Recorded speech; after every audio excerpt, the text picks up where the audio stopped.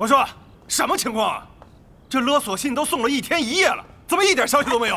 老大，你也别冲他发火了。你没看到现在咱们4个里边最生无可恋的人就是他了？所以我跟你们说了，绑架我根本就是白费心思。兄弟，我以为我这种废物已经够惨了，我是真没想到，这世上竟然还有比我更爹不疼、娘不爱的人，来为咱俩的孤独寂寞干一个。来，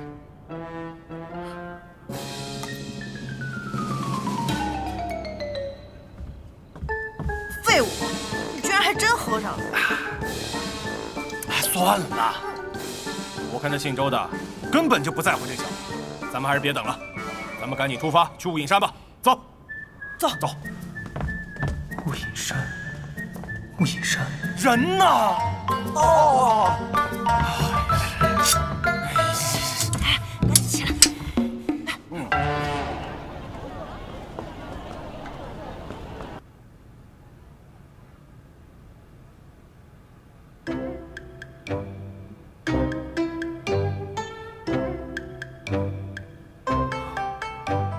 不是吧？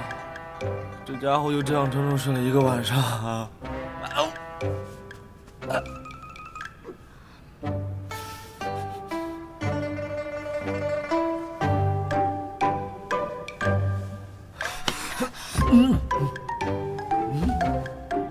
能不能再陪我一会儿？还陪？我昨天都陪了你1整个晚上了。就算我是个打抱不平的路人，我也算是够仁至义尽了吧？可是对我来说，你是路人吗，宁少侠？原来你都知道了，那你还陪我演这出戏？为了留住你啊，难道还不够明显吗？很明显吗？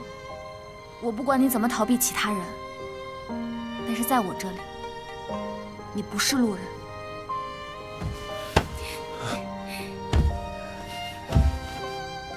宁兰，我喜欢你，不是朋友，也不是亲人。我想和你在一起，我只想和你宁兰在一起。听清楚了吗？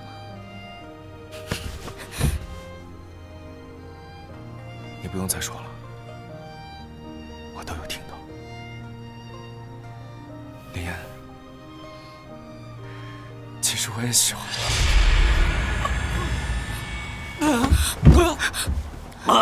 宁兰，怎么了？宁兰，你怎么吐血了？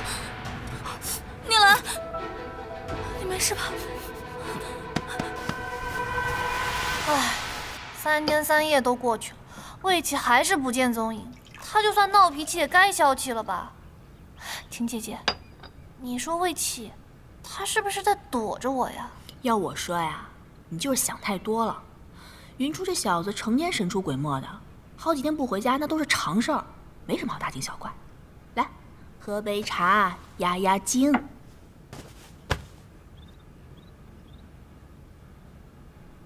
哎呀，可是我心里很慌呀，我总觉得哪儿不对劲。他不会是出什么事儿了吧？云初他又不是一个人。我记得云初小时候有一次啊，他浑身脏兮兮的回家，说坏人关了他3天，可是我们所有人都没有这个记忆。不过从那以后吧，云初不管去哪儿，身边都会带着个人。不对呀，当时魏启的确是被坏人抓走了。况且他武功那么高强，一般人是伤不了他的，你也别太钻牛角尖了。不过云初这小子吧，从小就喜欢把事情藏在心里，别说是你了，就连我这个从小看着他长大的姐姐都不知道他心里想的是什么。况且上次演武大会你身受重伤之后，他就更奇怪了。怎么个奇怪法？成天把自己关在房间里，然后在书堆里琢磨来琢磨去的，然后一出门就是好几天，神出鬼没的。什么书啊？看得这么痴迷？你想知道？嗯，走，咱去见识见识。走。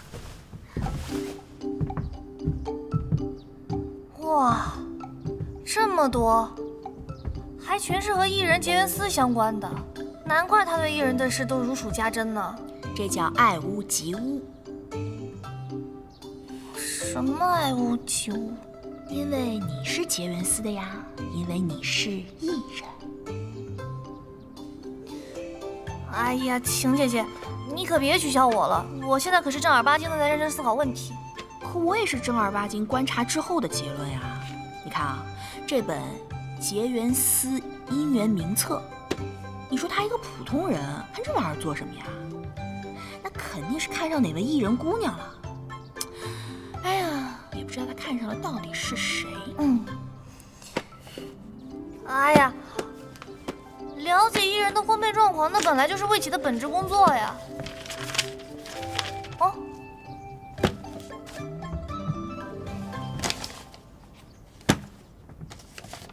这是什么？16年前，雾隐之祸。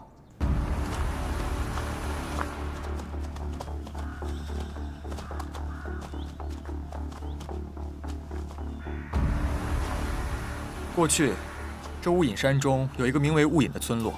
16年前，雾隐族叛乱，朝廷举兵镇压，可没想到战争的结果却是两败俱伤。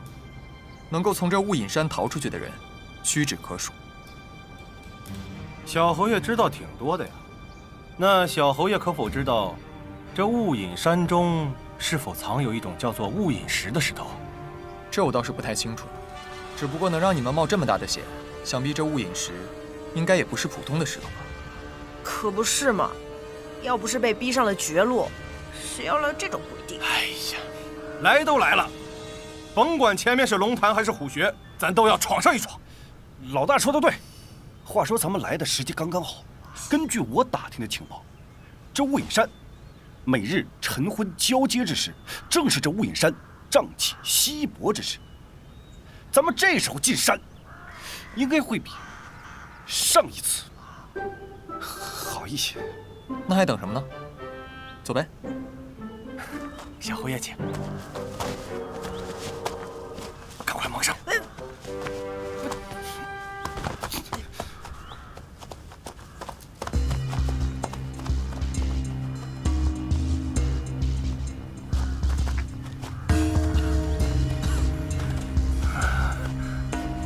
老大，这瘴气确实没那天那么重了啊！咱们到这儿都半个时辰了，竟然还能勉强撑得住，你说这谣言是不是真的？瞧把你倒数，不想多吸瘴气，就把你嘴给我闭上！别在那磨磨蹭蹭的了，赶紧走。小侯爷真是非比寻常，一个人走那么快，他难道对周围的瘴气一点感觉都没有吗？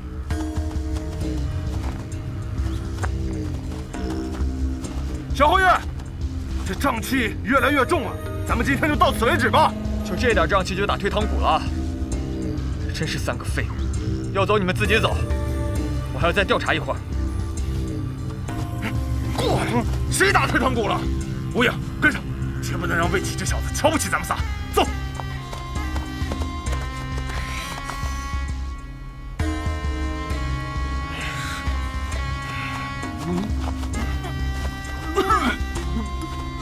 老大，老大，咱们打退堂鼓了，我撑不住了。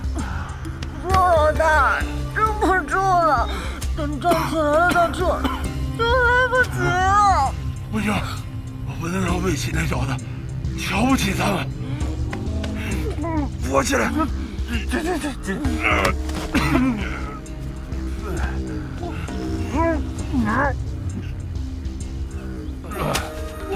等一下，啊，怎么了，老大？是魏启人造啊？对啊，不知道啊，刚刚一个人在前面了。完了，好不容易找来的替死鬼没死，我们先交代在这儿了。老大有毒，不好啊！救命啊！救命啊！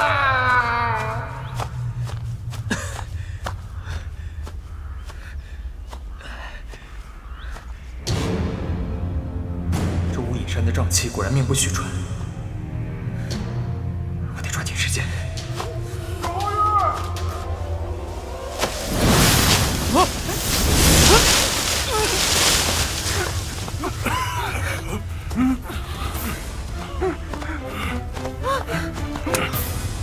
怎么办？这会不会死了吧？就算要救他，眼下瘴气这么严重，咱们都自顾不暇，更别提救人了。不要，快回京城搬救兵！救兵？谁啊？甭管是谁，认识他就行。快！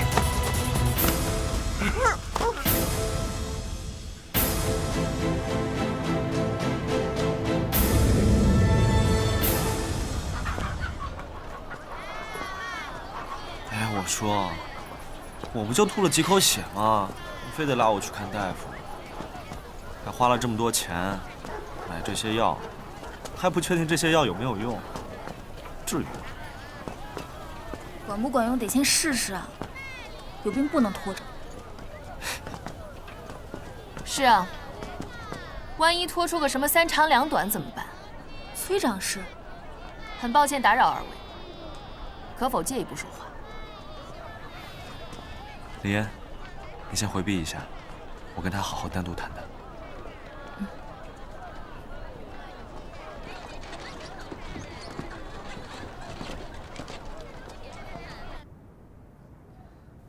的确是个好地方，难怪你乐不思蜀了。说吧，你和林嫣进展到哪一步了？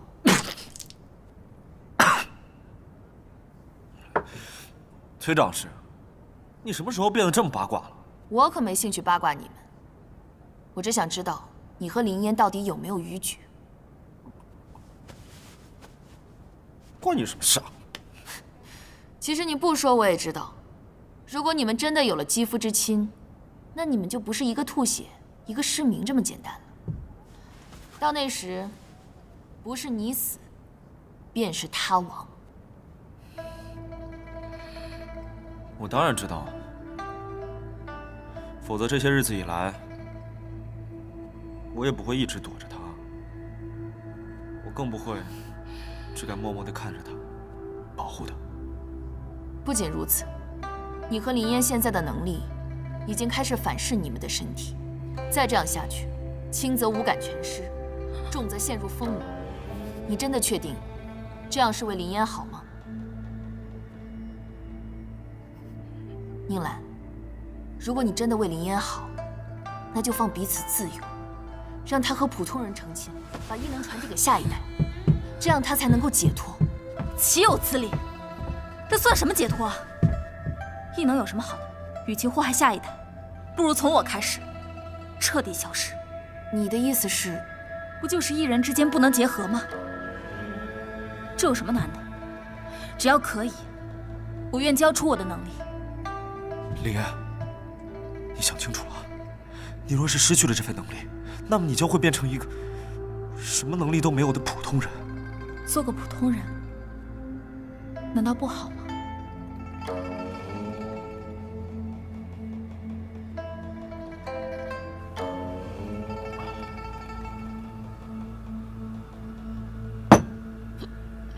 小儿，拿壶酒。李公子啊，您看这天色也不早了，我们这儿马上也要打烊了，要不您把这酒钱结一下？什么意思啊？区区酒钱，你觉得我李默安付不起是不是？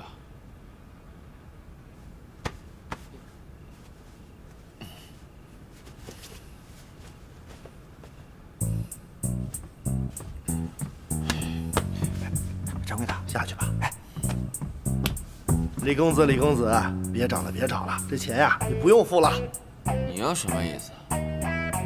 同情我，同情我？你们是不是觉得我李绵被赶出了李家，就沦落到连酒都喝不起了？我告诉你，我李绵的人脉遍布京城。就算我跟我爹断绝了父子关系，我照样也是有钱花的。李公子，你误会了，我呀并不是小看你，我是特意来告诉你，今天这一晚的酒钱，有人已经替你付过了。哇，谁啊？那人不让小子说。神神叨叨。哎，算了，这不常有的事吗？是吧？我李梦安是何许人也？我早就跟你说过的。我白吃白喝你了吗？还怕我赖账？去，再给我拿几壶酒，今晚我要不醉不休。好，稍后啊。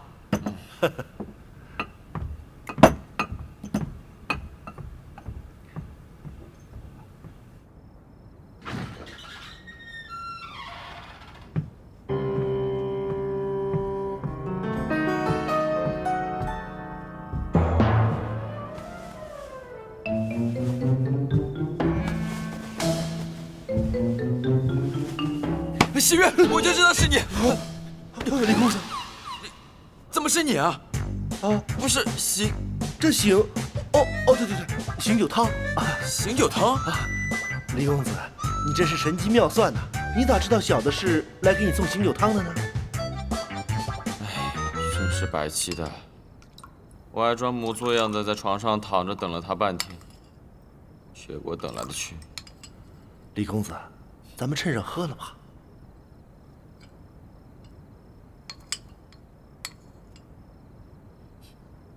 哇，什么东西啊？还没喝就一股子刺鼻的味道。喝吧。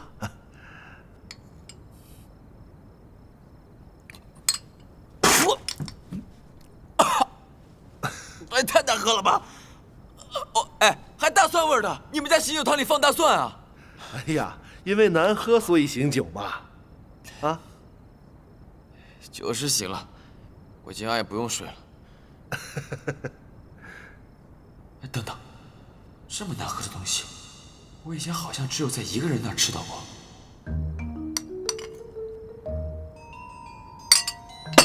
掌柜的，厨房在哪？现在带我去。哎，现在吗？现在不方便。立刻，马上！哎呦！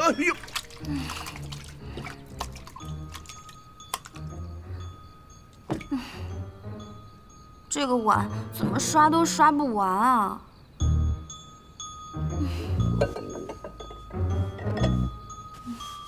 肚子又饿了，可是碗还没刷完。唉，我要吃馅饼。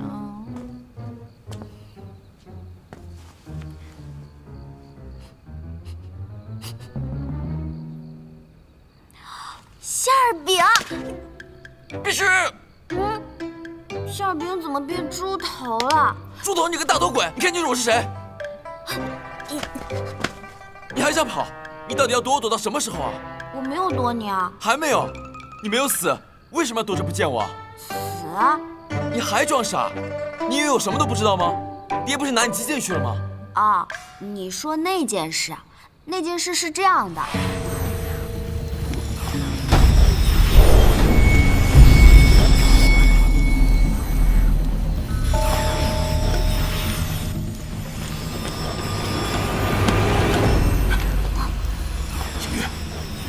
景月，你知道你这是在做什么吗？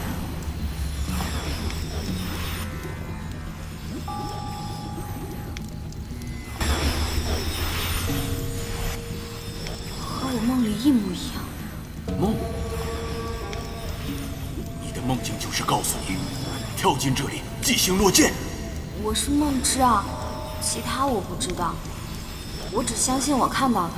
如果你的梦让你去死，你也要这么做吗？死我不怕，我唯一怕的就是，如果我的梦不能实现，那身为梦之的我，活着还有什么意义啊？所以你就早早地写好了和离书，瞒着梅儿一个人前来赴死。可是你有没有想过，如果你就这么跳下去，那今后李绵该怎么办呢？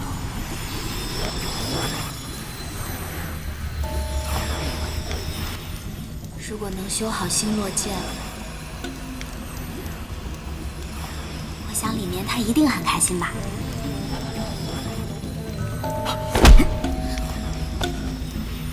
然后我就被打晕了，醒来之后我就在天香楼了。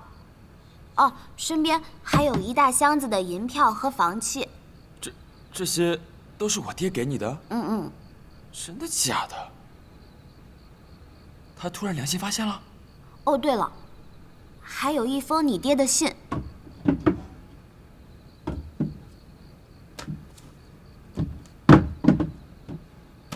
喏。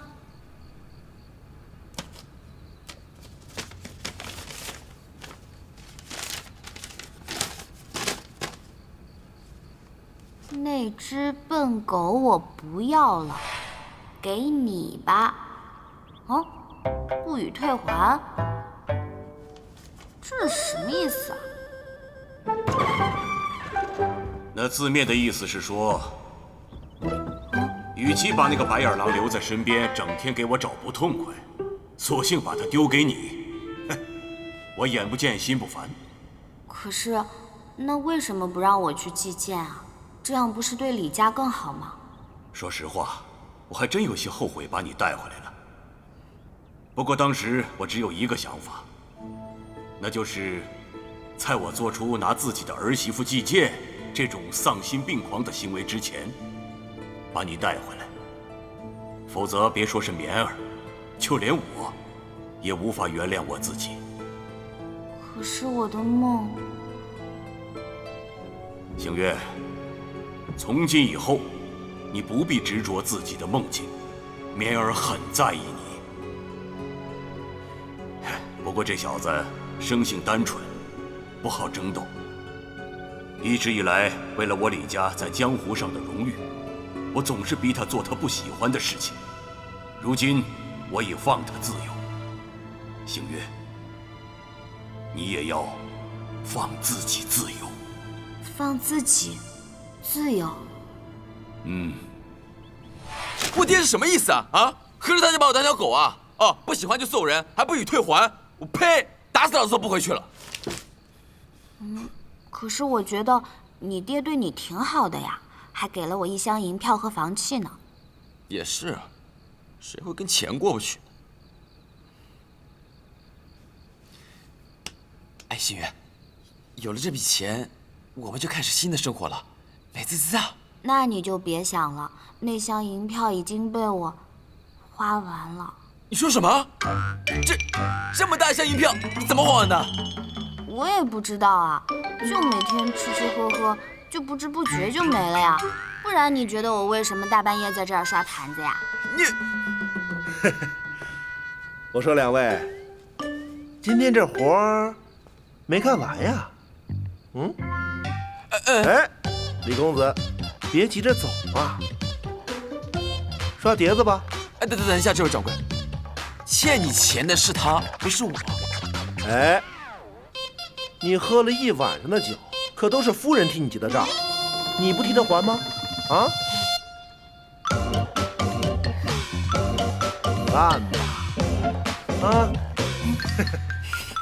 哎，我可在门口盯着你哦。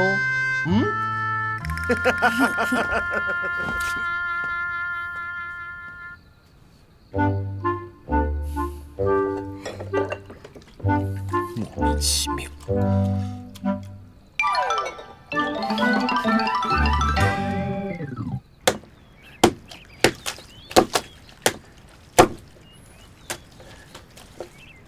真没想到啊，堂堂神机门的老大，竟然在这挑水洗衣，过上了这种不问世事的生活。我现在很忙，我只能给你一个问题的时间，你自己好好把握。好，3天前，魏启是不是来找过你？其实也没什么，就是他从我这里救走了裴音，我跟他开了一个玩笑，我告诉他，要救裴音，就必须用你的命来换。没想到那个傻子居然信了。这种玩笑你也能乱开？你知不知道，因为你这句玩笑话，魏启那个笨蛋跟我怄气，到现在都音讯全无，我上哪找他去啊？我。他是你的心上人，你都不知道他在哪，我怎么会知道？我警告你啊，你打我可以，但不可以踢翻盆里的衣服。你。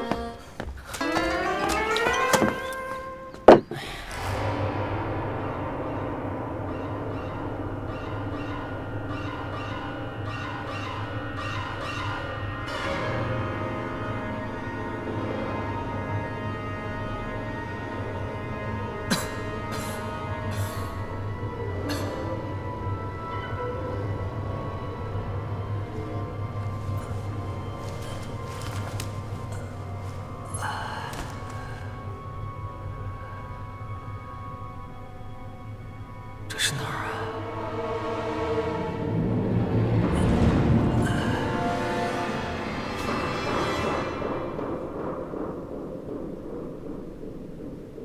我这是到底昏迷了多久啊？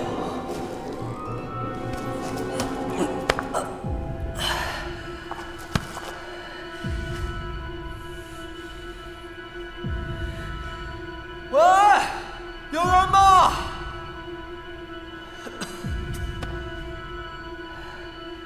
那三个废物也不知道跑哪儿去了，果然靠不住。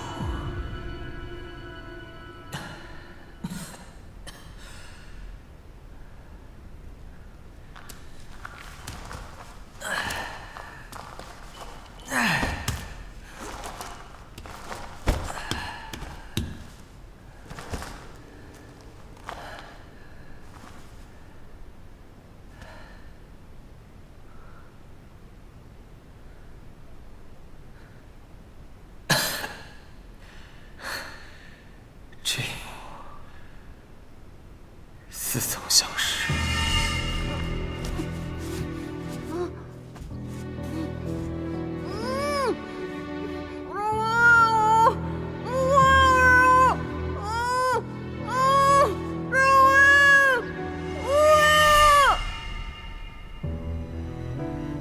在那一瞬间，我意识到，我被整个世界抛弃了。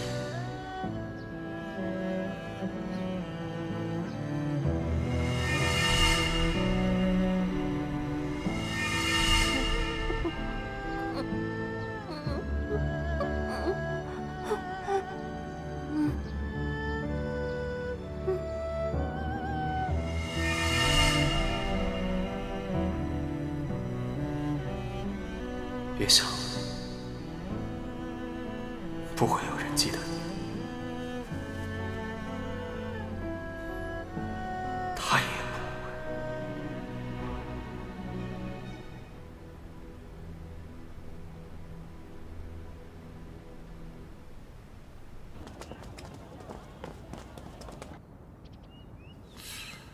魏启，他不是刚从南诏回来吗？小侯爷。 不是刚刚升任结缘司司丞吗？云初，他在雪行小筑啊。周元，你怎么了？脸色怎么这么难看啊？怎么可能？魏启只是失踪3天而已，为什么大家都好像渐渐遗忘他了？这也太荒谬了吧！难道这世上除了我以外，竟然没有一个人记得他吗？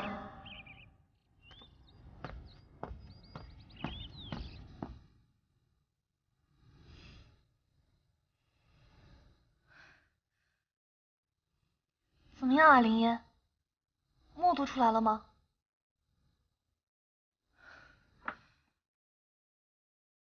对不起啊，周元，我已经尽力了，可是我还是想不起来。怎么可能呢？你是有默读能力的人，你怎么会不记得魏启了呢？可是我真的想不起来他长什么样，所以没办法默读他的行踪。一定是这个世界疯了。 如果不是这个世界疯了，那一定就是我疯了。周元，你没事吧？魏启，你到底在哪里啊？周元，你真的确定魏启存在于这个世界上吗？如果真的存在的话，为什么我们大家都不记得，只有你一个人记得？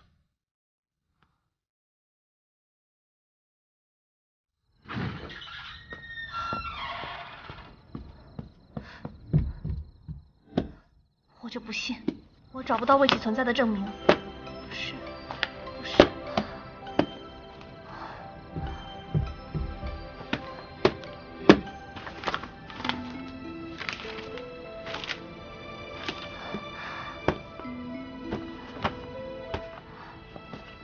怎么都没有？这是什么？这封信是什么时候在这儿的？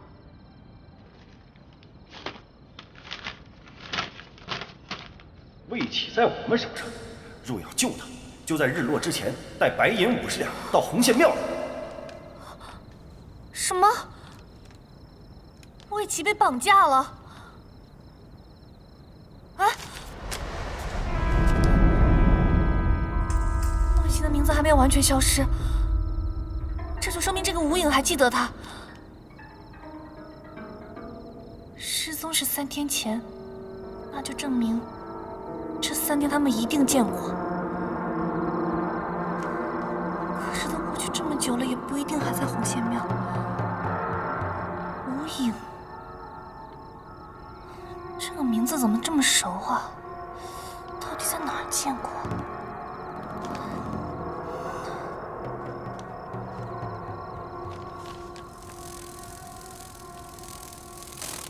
师傅，他肯定有办法。醒了？哎，喂，等等我！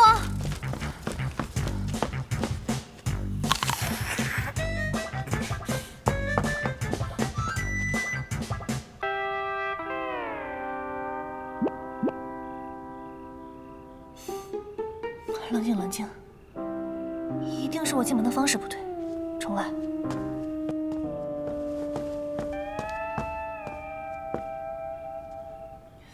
这样才对嘛，这样才对。你个鬼！你还装？我刚都看到了，你什么时候觉得为什么要装睡？我哼，奇怪，我幻术怎么失灵了？哼，你不看看我是谁？就你那点幻术，对我来说有个屁用啊！还有。什么时候开始装睡的？哎呀，应该是从你来到结缘司看到的那一天开始吧。你真是什么事都敢做，就在崔长师眼皮底下，你都敢做这种瞒天过海的事。我问你，算了，这么说你也刚醒没多久，脑子肯定也不清醒，应该也不知道魏启的事。魏启？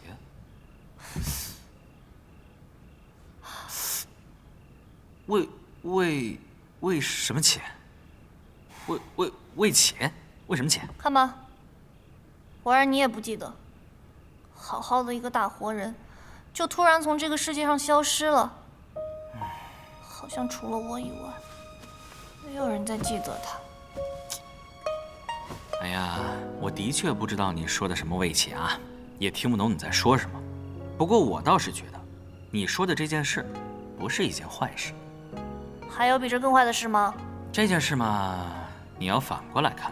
你想啊，如果这个世上有这么一个人，所有人都不记得他了，唯独只有你记得，那不就是证明你俩之间有一种冥冥之中就注定的缘分吗？什么缘分不缘分的，都事到如今了，你还跟我说这些玄乎的东西？我要的是他这个人。师傅，你这么厉害，你一定有办法帮我找到他吧？求人不如求己。既然这个世界上只有你记得他，那能找到他的人也就只有你。我也是看得出来，你很喜欢那个人，对不对？我是很喜欢他呀，那又能怎么办？那就好办了。干嘛呀，师傅？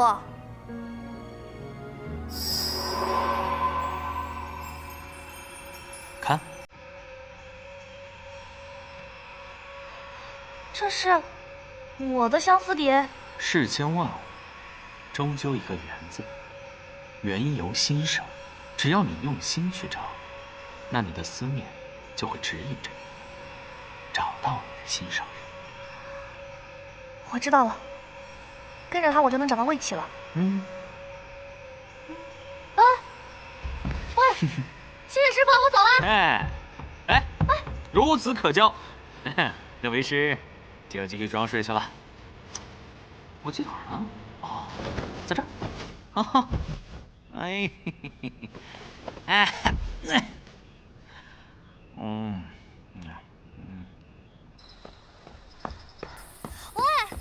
等等我！等等我！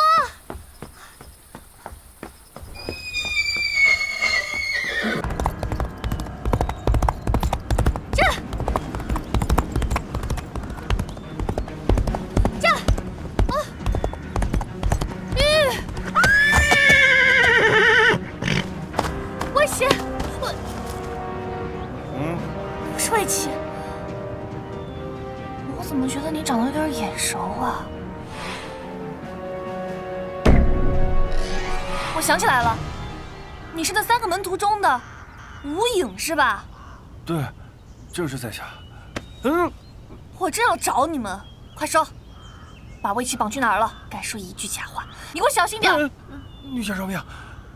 你要打了我，你就再也见不到魏启了。什么意思啊？把话说清楚，什么叫我打了你就见不到魏启了？你要打了我，你就再也见不到魏启了。什么意思啊？把话说清楚，什么叫我打了你就见不到魏启了？这个事说来话长，女侠跟我去个地方，到了你就知道了。去哪儿？走，跟我走吧。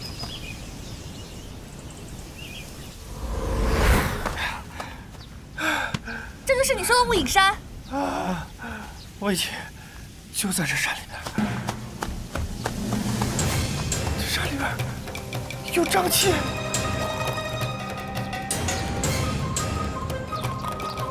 姥姥，那谁来了？居然是他！妈老大，那个你找我报仇来了，快跑！哎，等一下，瘴气有毒！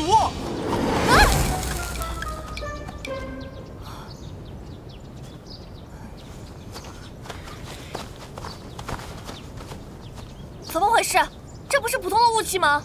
这是瘴气，毒性很强的。常人一旦接触侵蚀，轻则呼吸困难、昏迷不醒，重则有性命之忧啊！是啊，现在日头还不算太高，这瘴气还不是最浓的时候。每日昼夜交界之时，这瘴气就会变得稀薄。若是再过1个时辰，等太阳升起来，你想进都进不去了。你们这几个家伙，明知道瘴气有毒，还要为其以身涉险！你等一下，你可别冤枉我们，不是我们逼魏启来的，是他自愿来的。什么？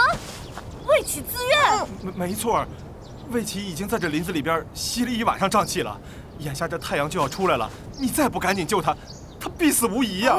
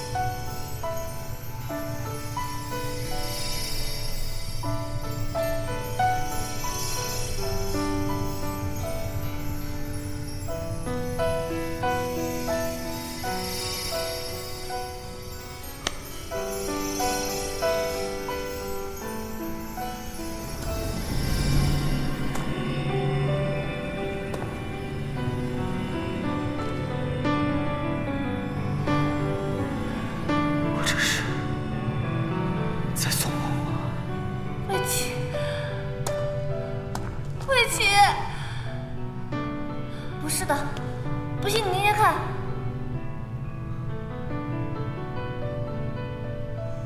不是吗？真的是你？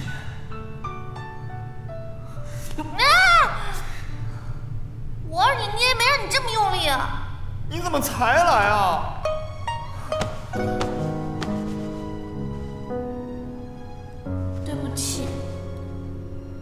我应该早点看到你的绑架信。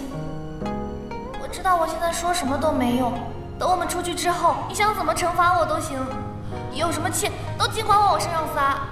等一下，你是怎么知道我在这儿的？还有，我那书里的瘴气这么重，你是怎么找到我的？你没有中瘴气的毒吧？我没事，这还不是要多亏了那3个绑架你的笨蛋。还有，你忘了我吸收过呼风唤雨的能力啊？你是说警幻？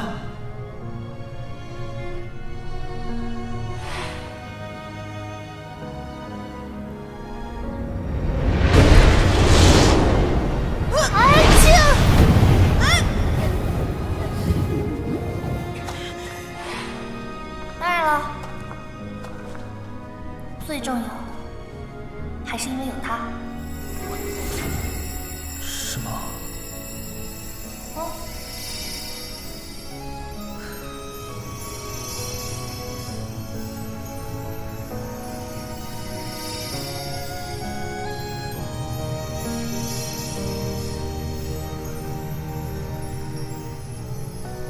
这是你的？怎么样？现在你相信了吧？还有，我送人东西是不接受退货的。你要是不喜欢的话，你大可以随便扔掉。你要不要？你不要我扔了。不要。我当然要。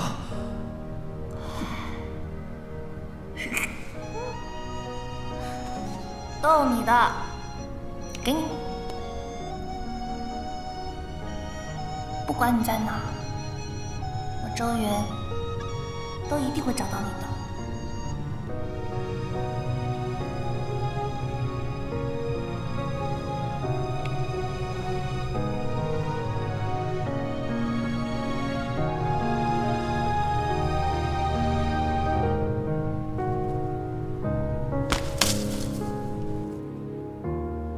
喂，你们俩别卿卿我的，到底还上不上来呀？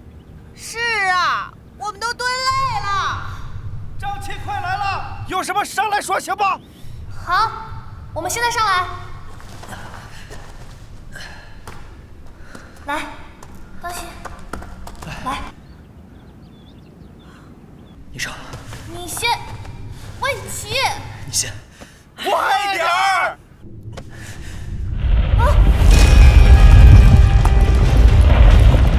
地震了吗？老大，是不是地震了？是不是？跑吧！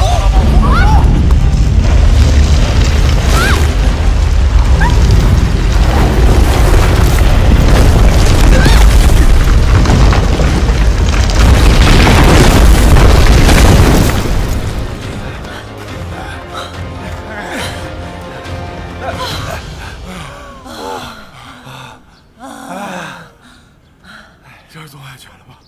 起来，老大。真没想到，这小侯也没救出来，救兵还搭进去了。别管他们了。这是哪儿啊？有没有个活人能指个路啊？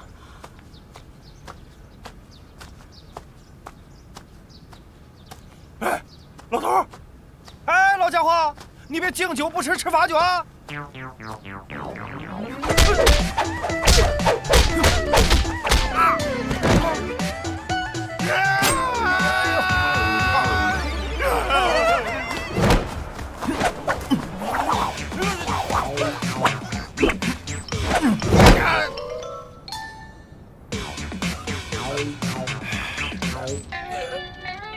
说吧，你们3个人来到这深山老林里干什么？不瞒您说，我们跟小伙伴在地震里走散了，还烦请您老人家帮我们带路，找人。没错，人是我们带来的，一个是侯府世子，另一个是结元司的司礼，哪一个都折损不起。周元怎么都好说，魏齐找不着，等着被侯爷追杀吧。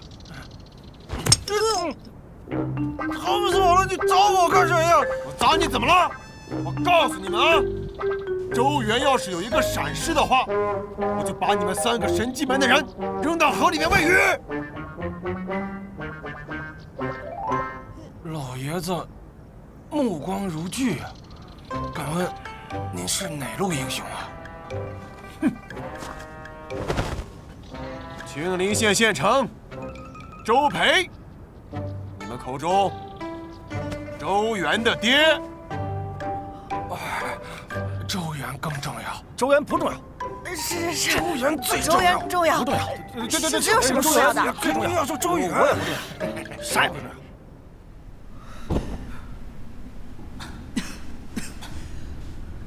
没事吧？我没事，你呢？我还好，有没有受伤？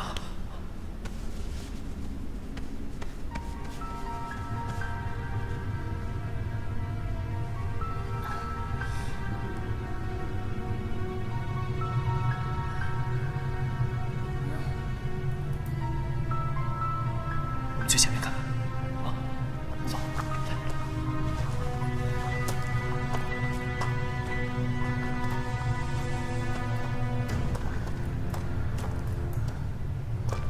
这是……小心！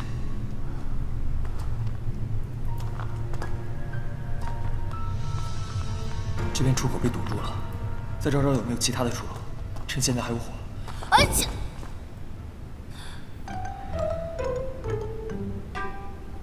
对不起。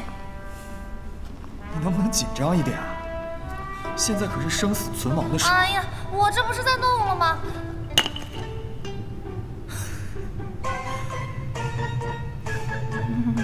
你就那么想跟我死在一起吗？呸呸呸！我死就我死，你给我服大命那童言无忌啊！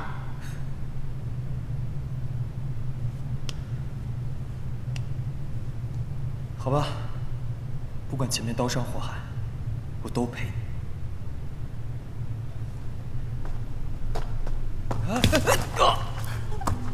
你别再两眼一抹黑，把自己给判了。你就帮他想想办法吧。对不起，对不起。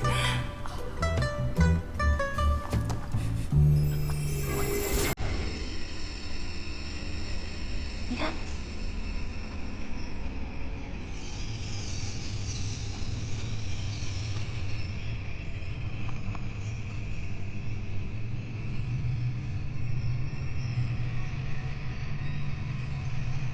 这是相思点。雾饮石的功能本来就不多，碰巧有一种能力可以让相思蝶显形。那这是谁的？你笑笑看啊。周原。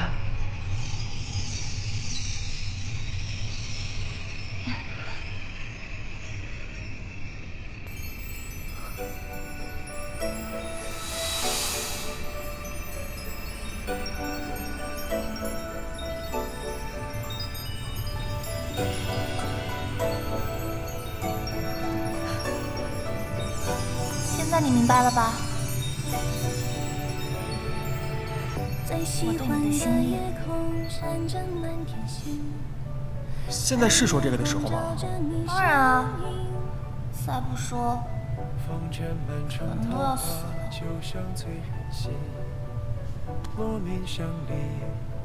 魏琪，你听好了，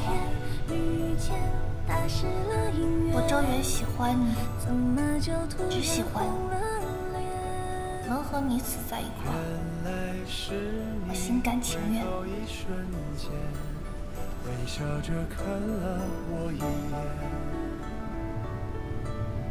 你呢？有你的地方就是我的家。随身都带着你送我的花，这一生只有你一人可以为我说。我喜欢你，这辈子我再也不会放开你了。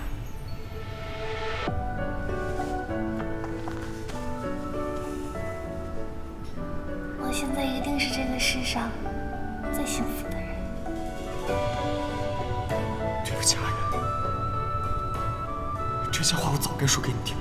现在说也不晚了。只要能知道你的心意，我就可以心满意足的死去了。魏琪，临死前，你能不能再答应我一个愿望？你说。我想做你的新娘。我答应你。从今天起，不，从此时此刻开始，我魏琪愿娶周媛为妻。不管能不能活下去，哪怕只能活一天、一个时辰，甚至是一刻，我都要和你在一起，永不分离。不小心散乱的头发，有你的地方就是我的家，随身都带着你送我的花，就算真的要我失去所有也不害怕。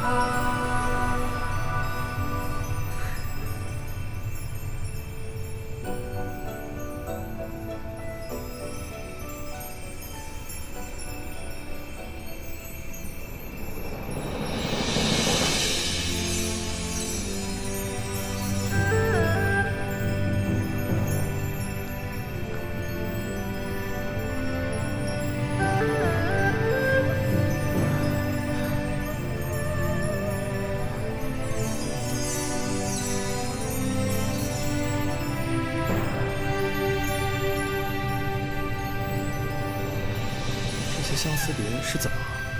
怎么都往一个方向飞？莫不是你又在外面惹什么花花草草吧？又不是只有我的相思蝶，那里面也有你的。难道那边是出口？走，过去看看。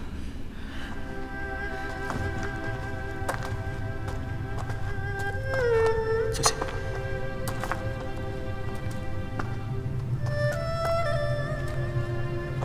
阿远，我们或许有救了。什么？你看，那儿有光。这么蓝悠悠的光，也不知道是什么。反正待在这儿也是个死，不如我们进去看看，说不定会有出口呢。嗯。哎，危险！夫人，请乖乖跟在我的身后。好的，相公。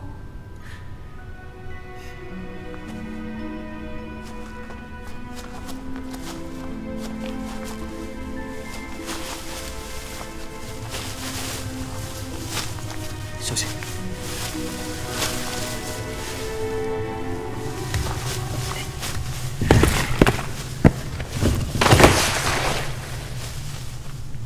来，来！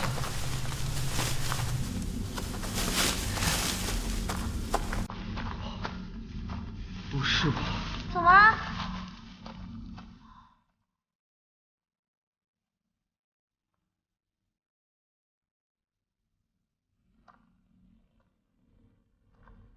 哇，好漂亮啊！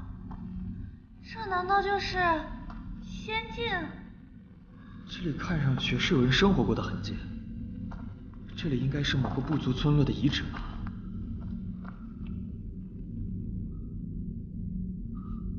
喂，发什么呆呢？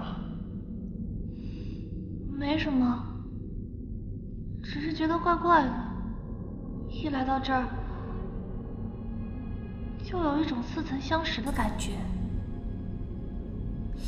可是脑子里又没什么印象。那是萤火虫。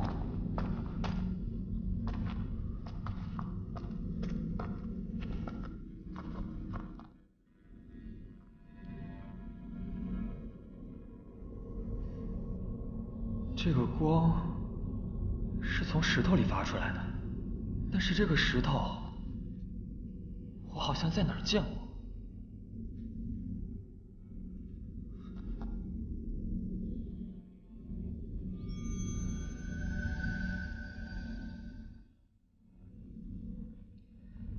道说，整个山洞全是雾隐石？没想到神机门三门徒找的雾隐石，竟然让我们给找到了。什么？他们来这儿是为了找雾隐石？对啊，不然你以为以我的身手会被那几个废物挟持吗？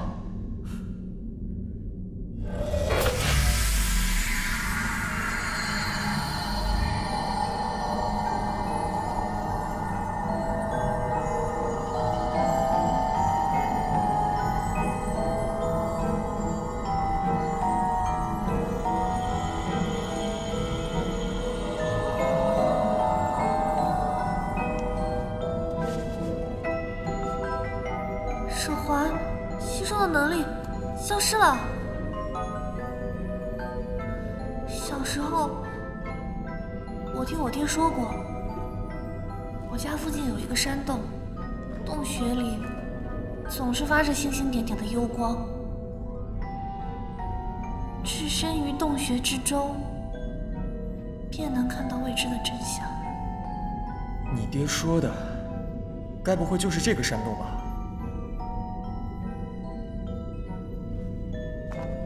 我想，就是这里。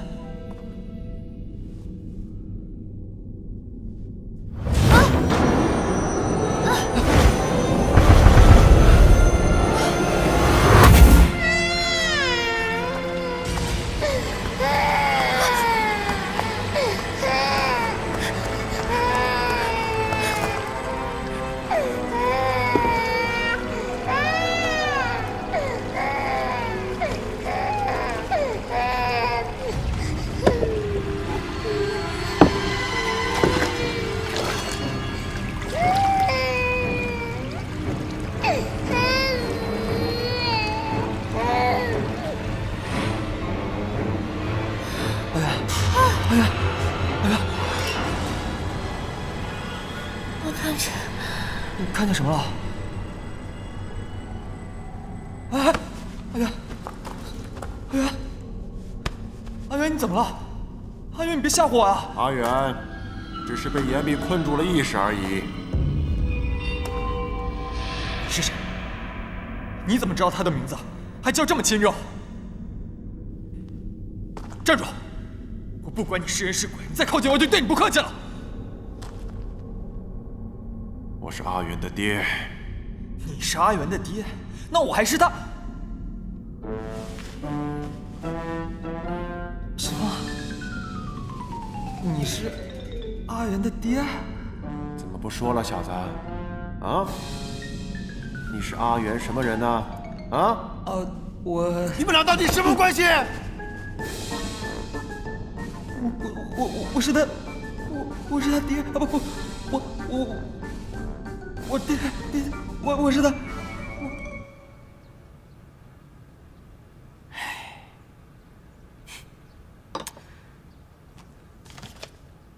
魏齐与周元从今日起结为夫妇，特此证明。结缘寺。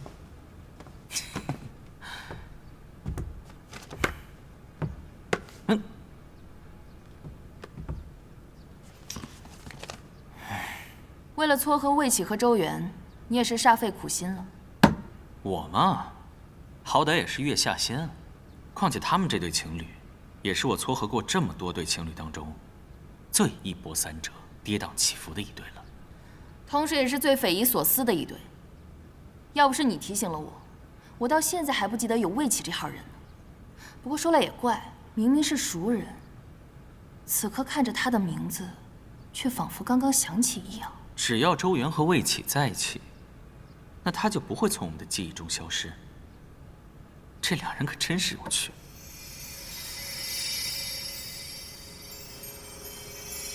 这些就是全部了吗？你最后的记忆都在这儿了。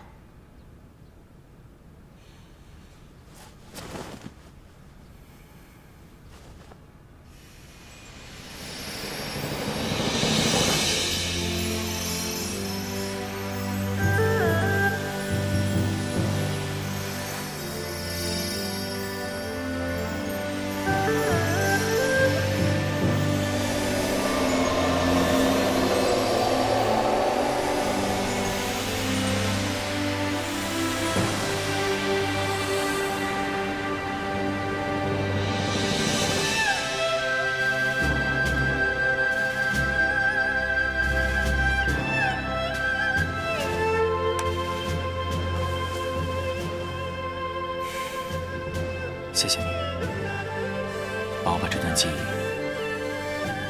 保存了这么久。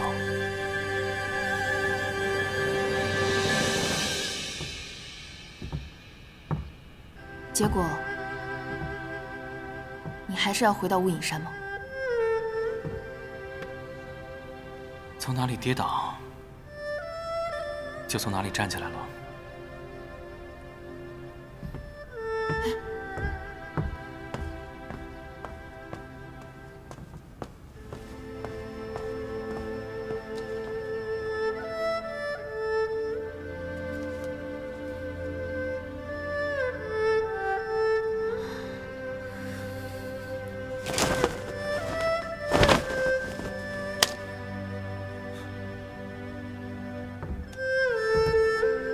崔长士，你的纸鹤不要了吗？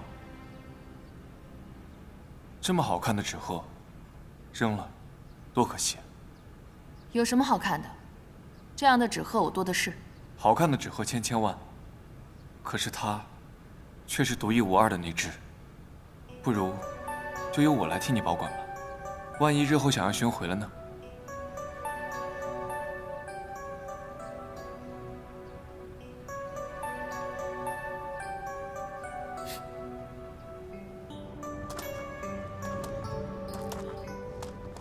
那个伯父，您刚才说周元的意识被岩壁困住了，是什么意思啊？他只是暂时昏迷，过段时间自然会醒过来的。哦，那这儿如此偏僻，您又是如何找到我们的？你掉落之地连着那个山洞，16年前，正巧我到过。16年前？莫非与雾隐族有关？这京城来的，都这么多话吗？没有。抱歉啊。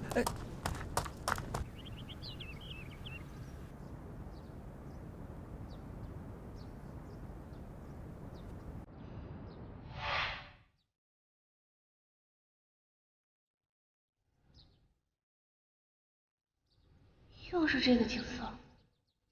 你醒了。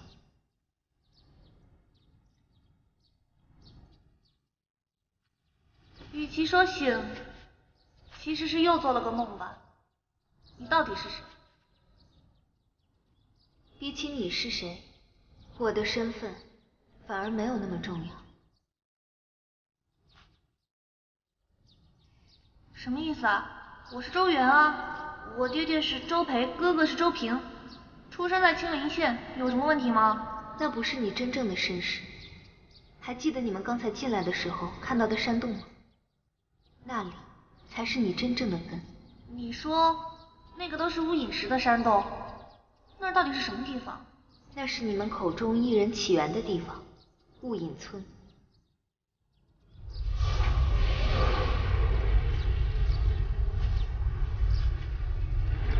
在这里，你可以亲眼见证异人的起源。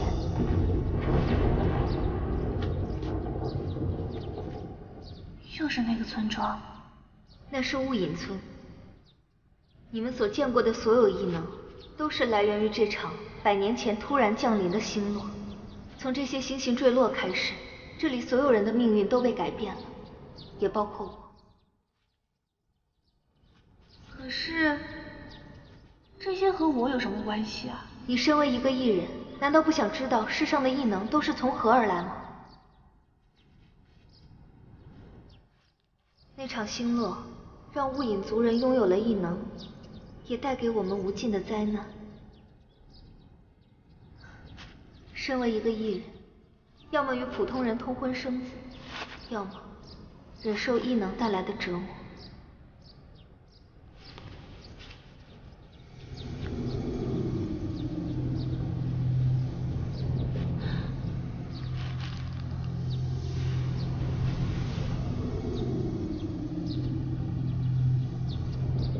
在吸收异能，法术反噬可能会致死，但这是唯一可以让我的族人恢复正常生活的办法。虽然这个过程漫长而痛苦，但这是作为族长的我的使命。可是，结果这些能力还是传到了其他地方。那是因为在我还没有做完这一切的时候，雾隐山发生了一场山崩。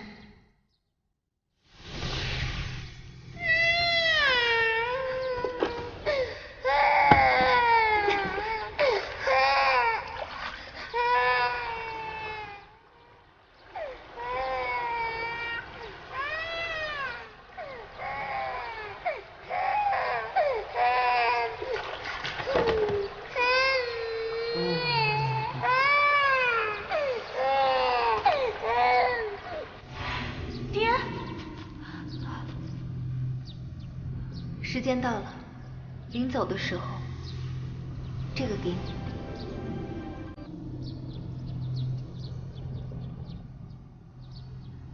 这流星簪本该就是你的，但现在我不会为你戴上，因为我相信，总有一天，你会做出选择。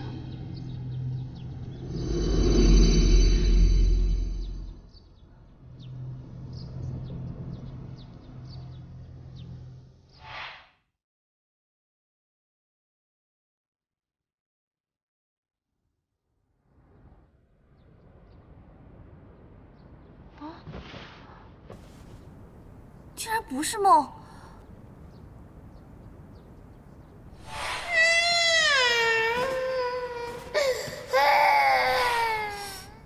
那个帕子似乎在哪儿见过。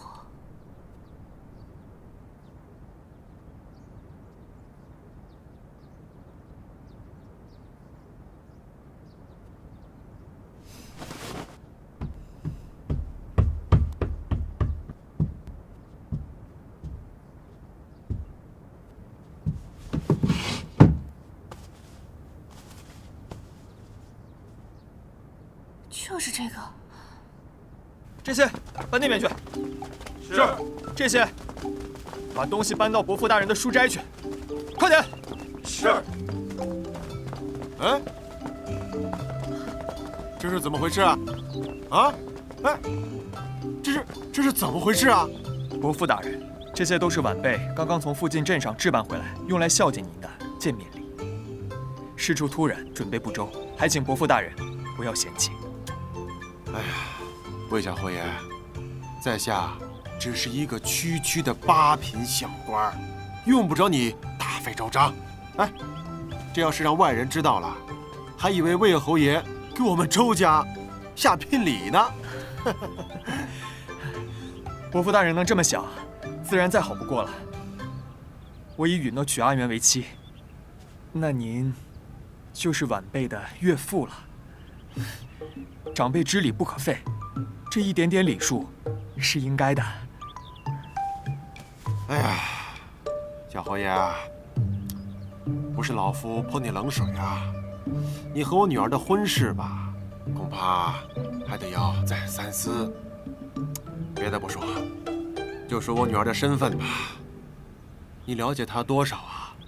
你连她是什么人你都不知道，你凭什么觉得自己能够成为她终身的依靠啊？不瞒您说，晚辈心中的确有许多疑惑。为什么阿元他说看见那个山洞似曾相识？雾隐石和雾隐族究竟有什么关系？为什么阿元一碰到那个发光的岩壁就会晕过去？还请伯父赐教。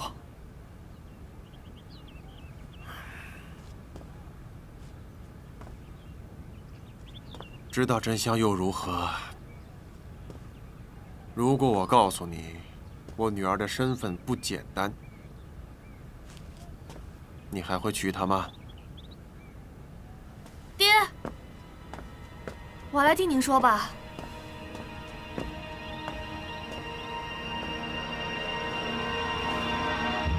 16年前，你在青灵河边捡到的女婴，就是我，对不对？没错，阿元呐，你的确不是我的亲生女儿，你是雾隐族的遗骨。雾隐族的遗孤。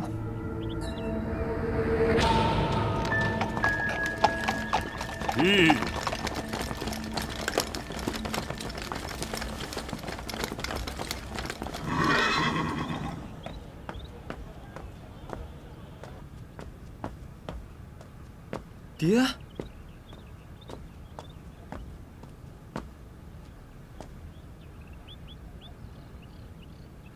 哎呦，周副将，别来无恙啊！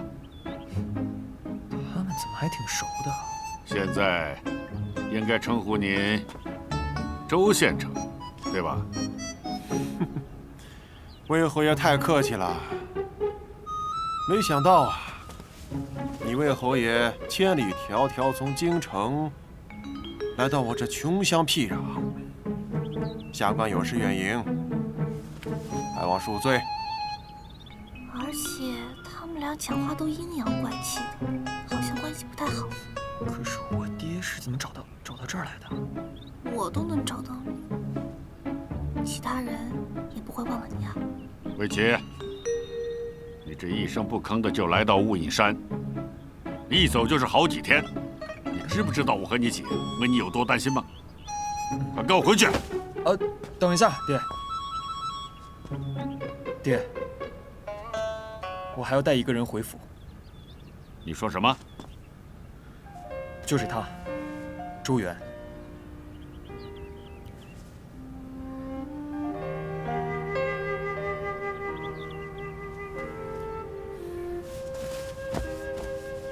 你，爹，今日我已与阿元私定终身。男子汉大丈夫，一诺千金。伯父大人，我不管阿元是谁，是什么雾隐族也好，还是什么其他也好，我魏启这辈子一定娶你。魏启这小子终于有人要了。哎，等等，你刚刚说什么？你说周元是什么族人？雾隐族。不行，这么亲事，我不能答应。为什么？因为16年前的雾隐之祸中，带兵攻打雾隐族的人，就是他。周县城，你不说话，没人把你当哑巴。雾隐之祸，我好像在哪里看到过。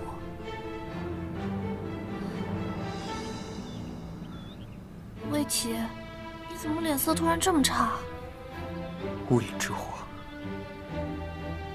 这个我知道。16年前，朝廷听闻雾隐族身怀异术，谋反叛乱，遂暗中派兵与江湖人士会于雾隐山之下。本来打算一举捣毁异人的巢穴，可是没有想到突降天灾，盟军全军覆没，而我正是当年侥幸逃过一劫的幸存者之一。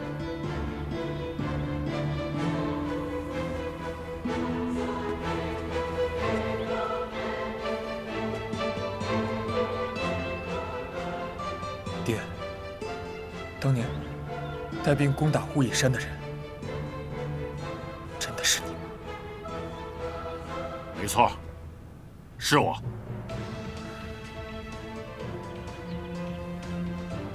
魏小侯爷，你现在应该明白我为什么要提醒你了吧？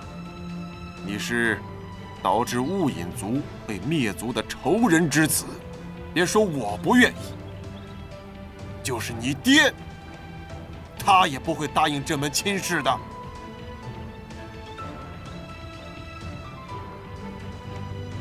那又怎么了？我觉得没什么问题啊。阿元，你知道你在说什么吗？乌影之祸本来就是你们上一辈的事情了，跟我和魏琪有什么关系？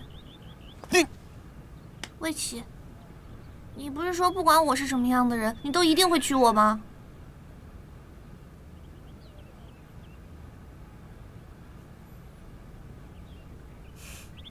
对，没错。爹，不管阿元是谁，她都已经是您的儿媳妇了。因为我和阿元已经有了夫妻之实。阿元，你怎么这么糊涂啊你？简直是胡闹！忘了自己是结缘司的人了，一旦进入了结缘司，就不许婚配，知道吗？谁说进了结缘司就不能婚配了？师傅，魏启和周元呢，是由我月下楼签的约。魏后爷，周县城，二位若是不信，有合婚帖为证。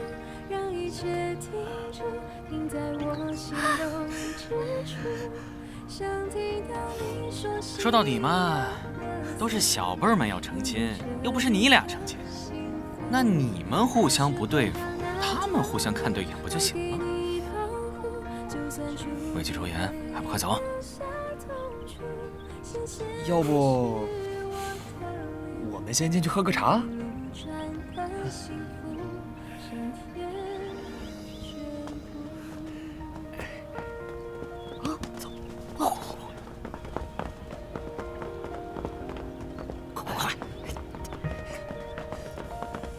吴影怎么是你？当然是我绑来的！快，赶紧走，赶紧走！去，是我，快！站住！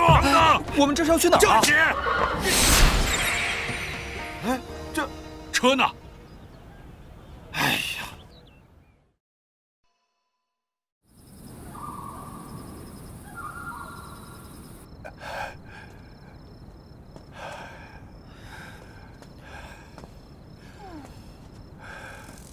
这到底是什么情况？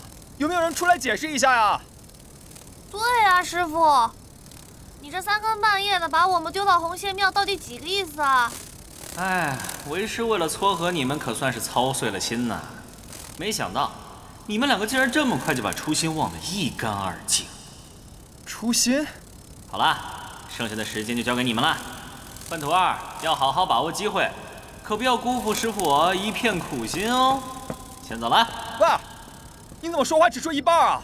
什么初心？说清楚再走啊！下。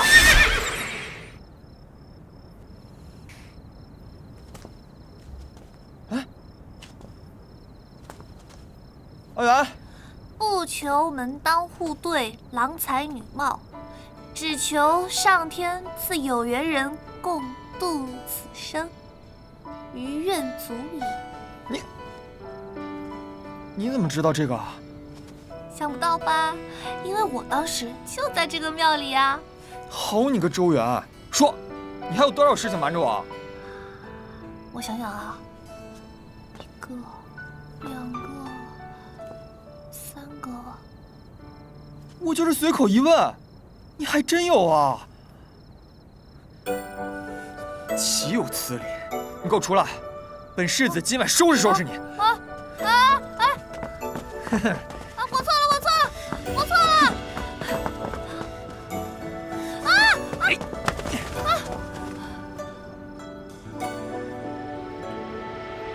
最喜欢的夜空闪着满天星，魏琪，白月光照着你身影。对不起。干嘛突然说对不起啊？结缘的事，女扮男装的事，还有第一次成亲的事也是。你一直都被蒙在鼓里，你确实应该生气。过去的事就不要再提了。再说，你不也有自己的苦衷吗？不过现在好了，你知道了我所有的事情，包括我的身世。我发誓，我周元对魏启绝对是毫无保留，从此以后也绝对不会对你有任何隐瞒。周远，你还笑？你不相信吗？抱歉，我只是觉得你突然这么正经，搞得我有点不习惯了。岂有此理！我难得认真一回。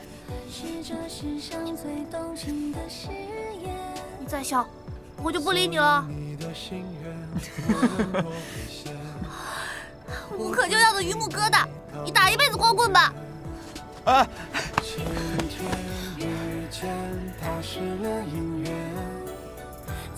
我信你。原来是你，回头一瞬间，微笑着看了我一眼。有你的地方就是我的家，随身都带着你送我的花，这一生只有你一人可以为我竖起。我们就在这红仙庙里，拜堂成亲吧。随身都带着你送我的花，就算真的要我失去所有，也不害怕。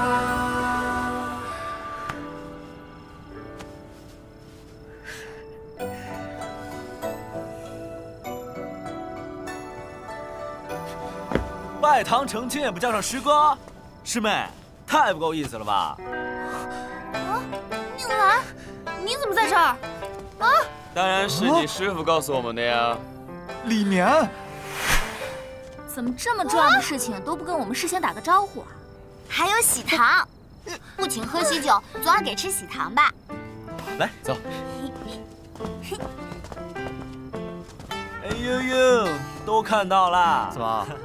嫉妒啊？你们也来一个？李眠，你不来一个？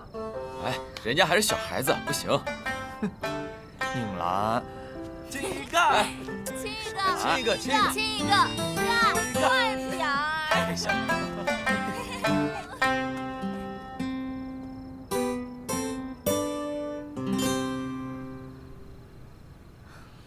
怎么还没来啊？不知道。我都饿了。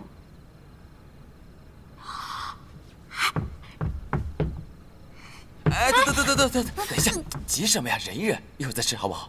啊，乖。哎，别闹了，别闹了，人来了，人来了。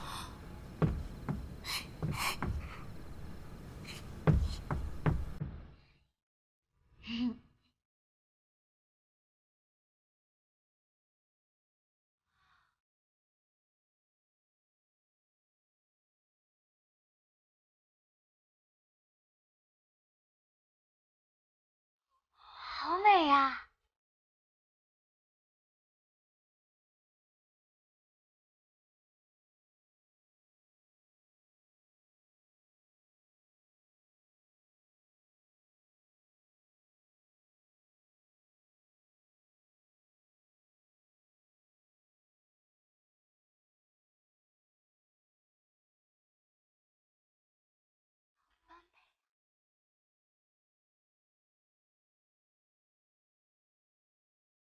说起来，这是你们第3次成亲了吧？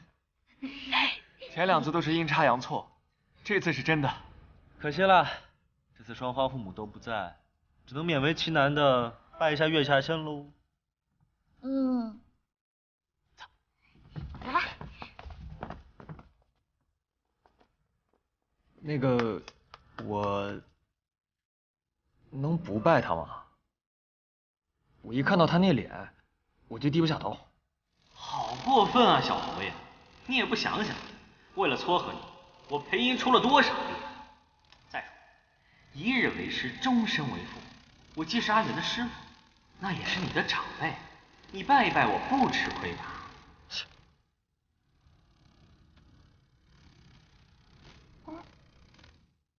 好吧，看在阿元的份上，我就拜你一次。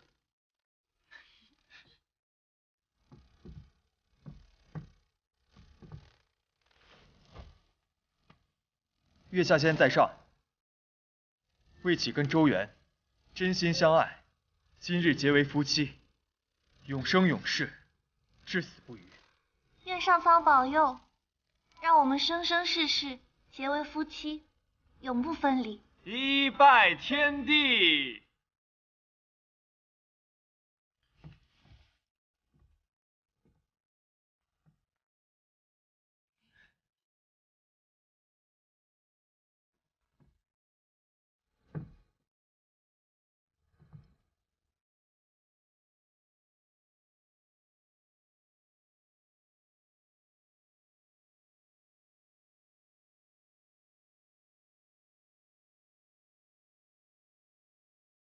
二拜月老。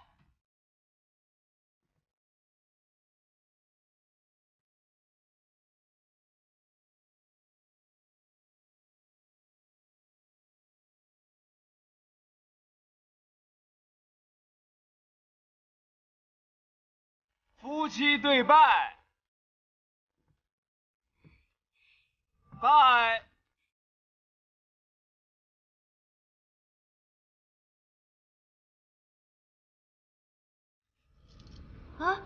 啊！公主！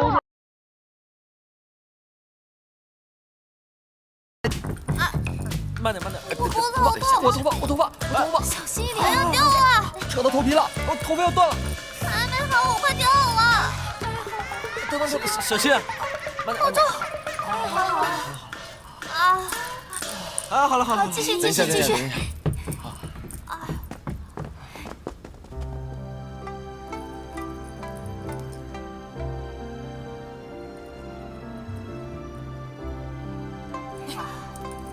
送入洞房。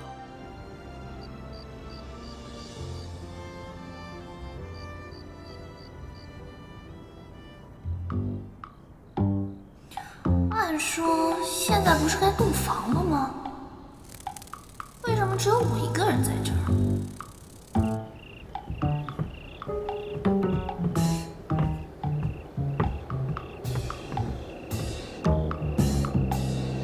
想迎娶周司令，得先过了我这一关。啊？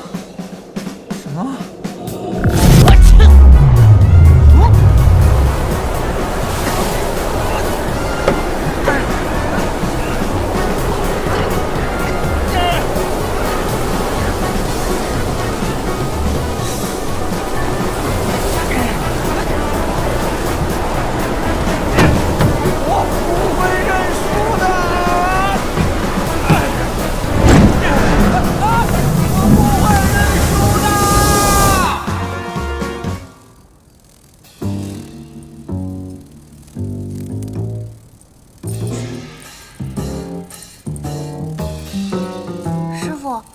怎么了？哎，你的新郎官正在被艺人们折腾得够呛呢。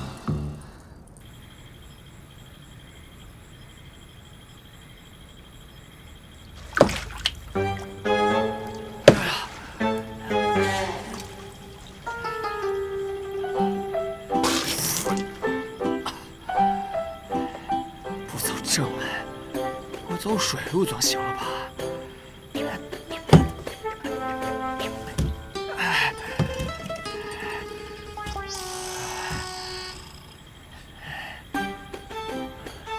防我容易吗我？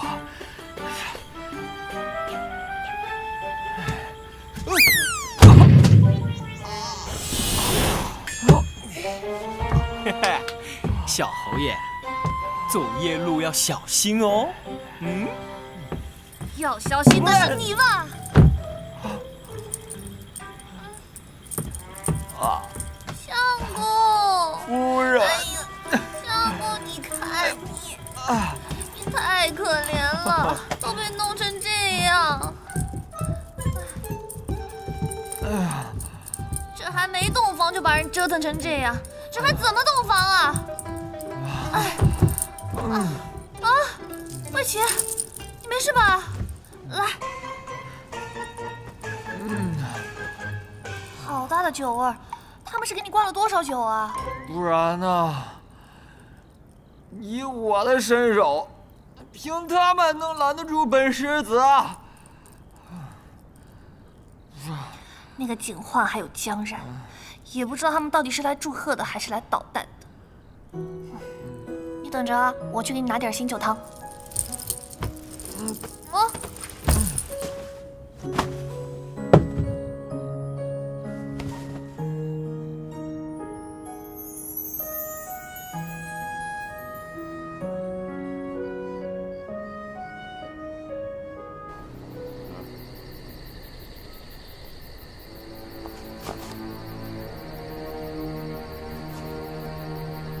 这怎么回事？刚才还在回京城的马车上，怎么突然间？是不是觉得这儿很眼熟啊，魏侯爷？裴音，你这是在耍什么把戏？难得故地重游，这么着急就打道回府，多没意思！就不想和故人好好叙叙旧？你说的故人，就是他。不管两位愿不愿意，现在你们已经是亲家了，不如借这个幻境把话说开了，一笑泯恩仇，如何？裴音，你最好立刻把这破烂幻境给我撤了，否则回到京城，我让人拆了你的破庙，听见没有？多年未见，侯爷还是如此的蛮横无理啊！想灭谁就灭谁。好大的威风啊！刘培，别忘了，误饮之祸你也有份儿，别把自己撇得干干净净。我从来没有否认过我自己的罪孽，正因为我心中有愧，所以我才收养了阿元，独自一人把他抚养长大，来弥补我当年所犯下的过错。我又何尝不是？当年一场误饮之祸，不但让盟军几乎全军覆灭，更是让异能流传各地。我之所以成立结缘司，就是为了能让异人融入到普通人的生活，更是为了给朝廷和武林一个交代。我也是在用我自己的方式赎罪。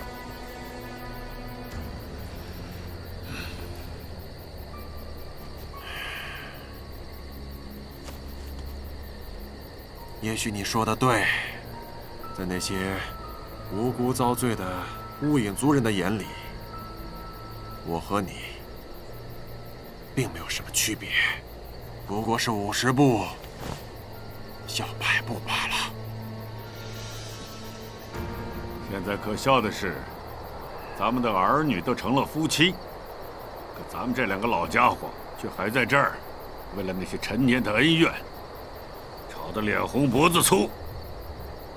真丢人！其实现在想想也是，千错万错错在我一个人身上。怪我当年不应该听信那个人的谗言。那个人，就是当年向朝廷告发，误饮族人身怀邪计，图谋叛乱之人。若不是此人告密，我也不会上报朝廷，也不会下决心来这雾隐山平乱。那这个人是谁？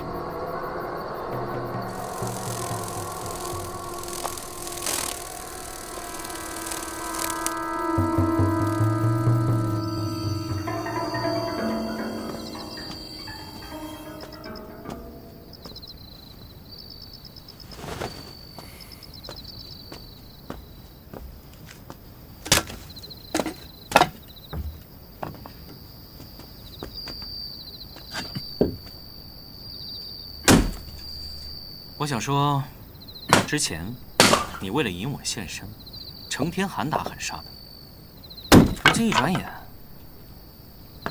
怎么对我失去兴趣了？裴音，你可真够厉害的。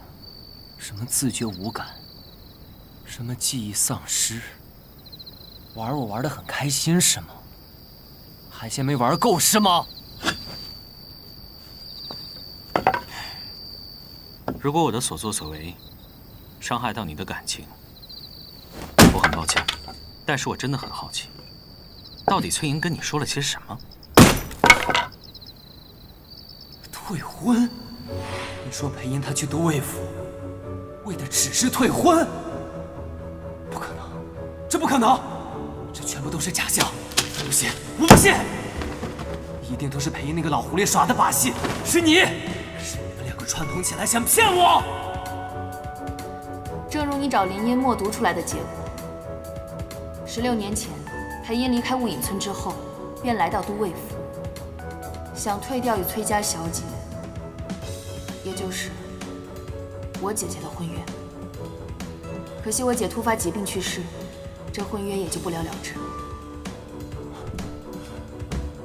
不可能，怎么可能？信不信由你。事实上，我与裴英的第一次见面就是在葬礼上，也就是从那天之后，我突然觉醒了记忆相关的能力。住口！住口！你给我住口！如果这一切都是真的，那他为什么这么多年一直瞒着我？为什么不早点告诉我这个真相？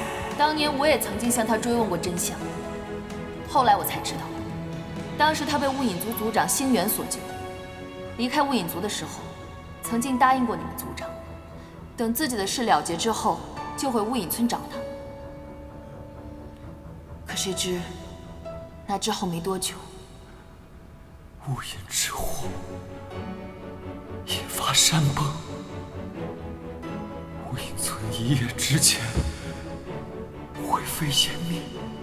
我知道你很难接受这个事实，不过当年裴英和你一样痛苦。从那之后，他夜夜借酒消愁，一直为自己没有兑现与星元的承诺而自责。我实在看不下去，才提出替他保管记忆。这么些年，我所做的一切全部都是为了找到你，为我无辜死去的族人报仇。可结果，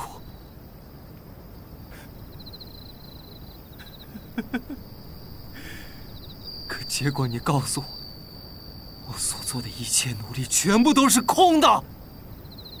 这个崔莹，该说不该说的全说。喂，真凶还没找到，那咱们一起把他找出来，不就好了？你给我闭嘴！谁跟你是咱们？你少跟我套近乎。我可以承认你不是凶手，但我并没有打算跟你握手言和。你能不能对我的敌意不要这么大？至少我们在找到真正告密者这一点上，利害关系是一致的，对不对？你想想看，当年除了你，还有我离开雾隐村，可还有其他人。林鹏，不可能是他。你为何如此笃定？当年是我亲自带他回的雾隐村，我亲眼看着星元夺走了他全部的记忆。他应该不记得进入雾隐村的路。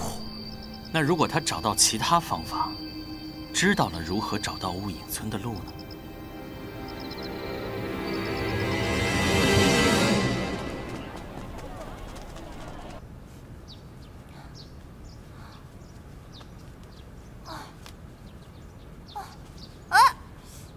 哎，烦死了！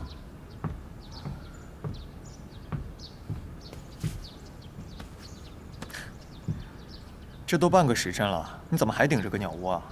不就是一个发髻而已吗？你根本不懂我们女人的烦恼。难道成了亲以后，每天都要弄这玩意儿吗？天哪，饶了我吧！做女人可太累了。哎，哪儿麻烦了？我看是你笨手笨脚才对吧？这点小事都做不好。坐直了，看我的。这不会你也会吧？小时候看我姐梳发髻看多了，自然就学会了。跟你说找个丫鬟，你又不愿意。我不习惯丫鬟伺候。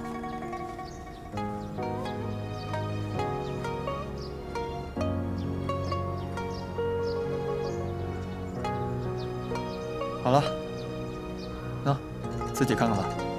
天哪，你也太深藏不露了吧！这有什么好大惊小怪的？我还有比这更厉害的本事呢。以后有你感动的时候。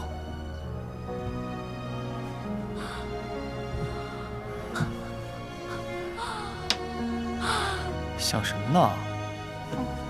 相公，我只是觉得，我周元积了多少辈子的德，才让我遇到你这么一个出得厅堂、入得厨房的好男人。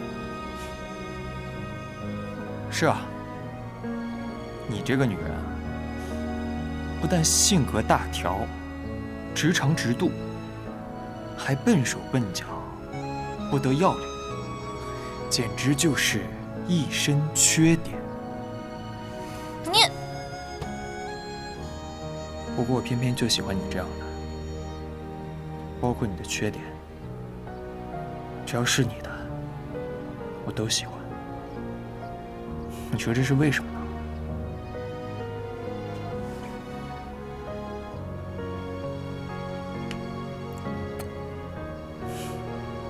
因为命中注定。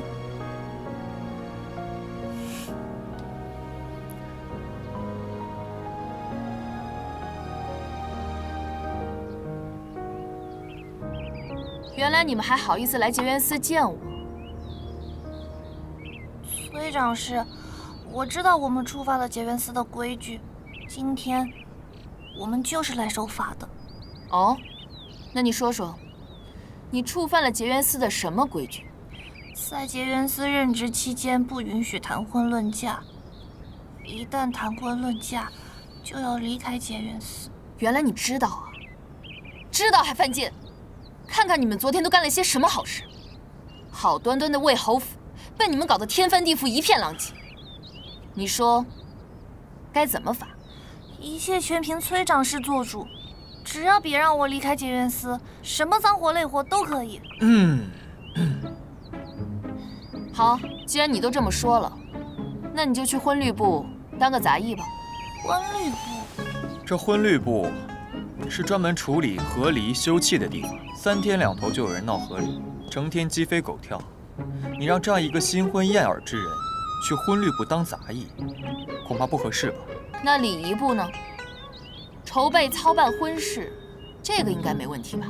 这成亲啊，乃人生头等大事，需要筹备的事宜数不胜数，只有细心之人方能胜任。像他这样的粗人，你让他去干这些，只会事倍功半。那让他去账房管理银钱货物总可以了吧？崔长师，像这样鸡毛蒜皮的杂活，你让什么人干不行？你非得让他干，这未免太大材小用了吧？这也不行，那也不行。司城大人，不如您给指条明路啊。那还不简单？当然是适才适用了。比如说，让他去调查艺人在籍情况。调查艺人在籍情况，这个我可以。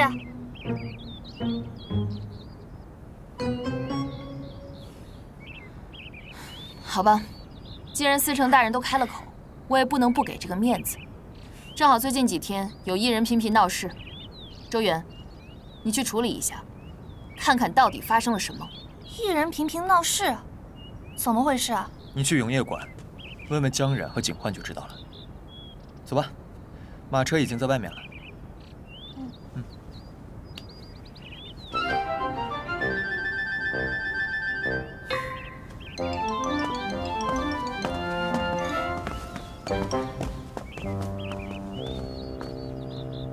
艺人闹事，你这么一说，我好像真听说过类似的事件。怎么个闹法？就是无缘无故的失心疯，大半夜到处梦游啊。哦，对了，我听说咱们永业馆最近发生了好几起艺人失踪的事件呢。他不行了，他。魏思成，你在看什么呢？明知故问，没看到我在看名册吗？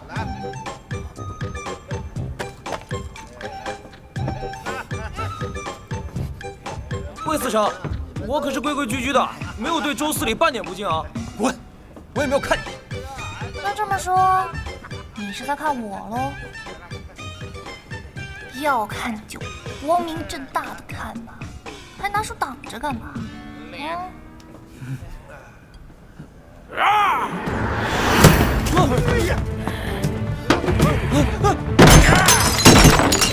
怎么回事？出事了！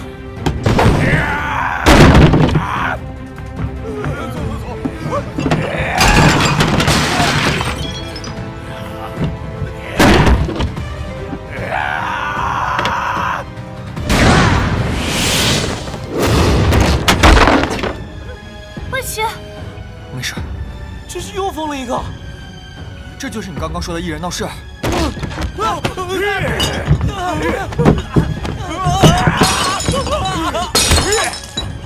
让我来。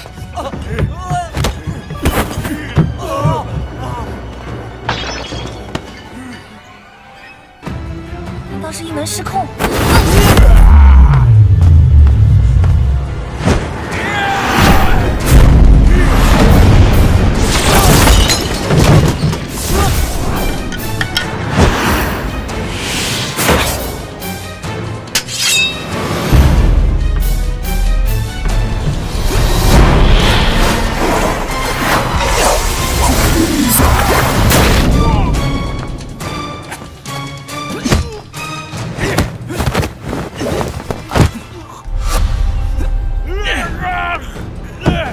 周远，快点吸他能力！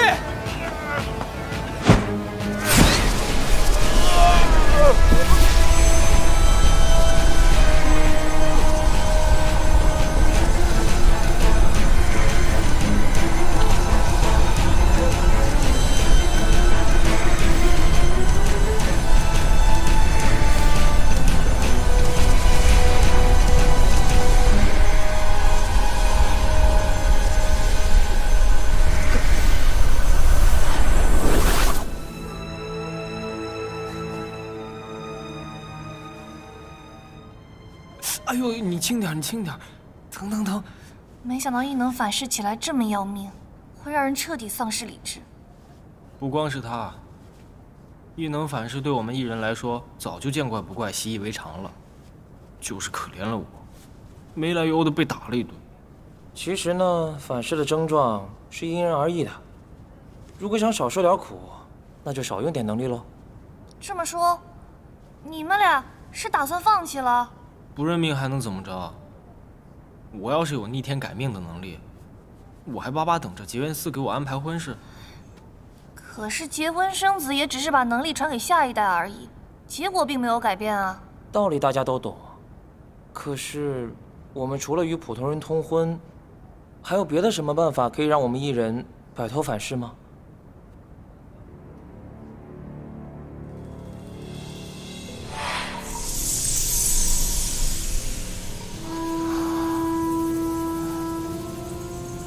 这是在吸收异能。法术反噬可能会致死，但这是唯一可以让我的族人恢复正常生活的办法。如果真的有一个办法呢？比如说，如果有人吸走你们的能力，让你们变成普通人，你们愿意交出吗？可我现在连住的地方都是结缘司给的，要是没有了能力，那我岂不是要流落街头了？再说反噬也没什么，反正有结缘司护着我们呢，对吧，景焕？我跟你不一样，我想过普通人的生活，我愿意交出能力。你又要吸谁的能力啊？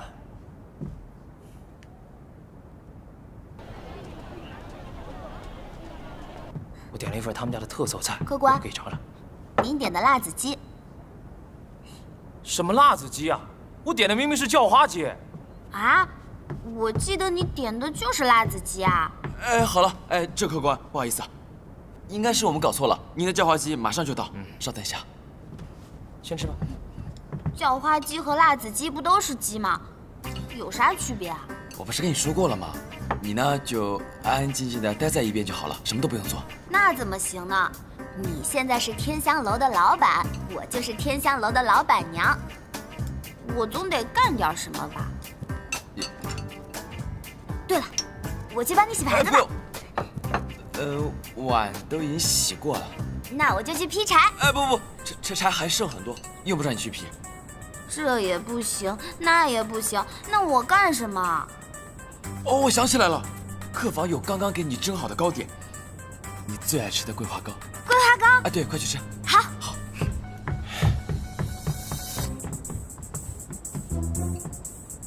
老板，你实在是太英明了，老板娘这个月都不知道摔碎多少个盘子了。您再让她这么干下去，就算家里有座金山银山，也得让她败光了不可。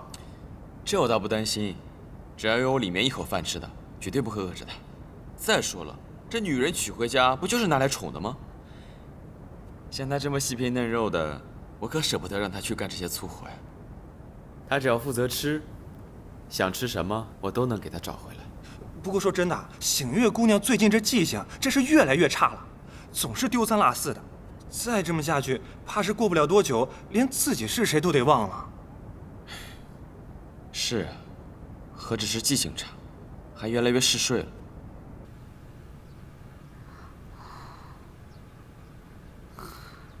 新月，新月，醒！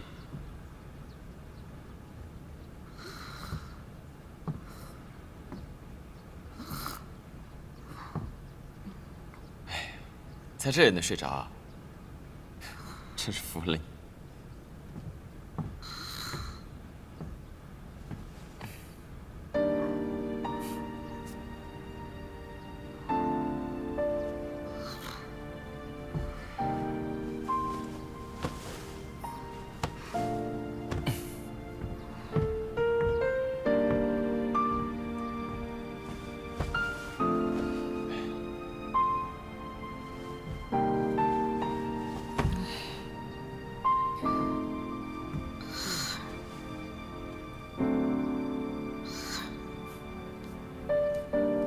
小馋猫。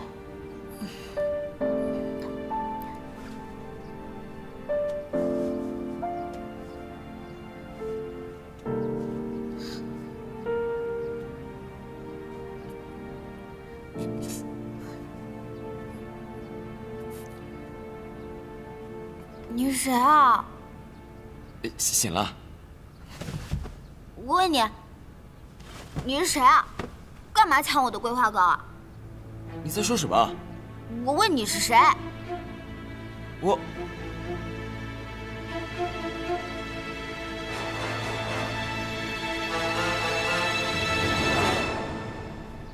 流星簪？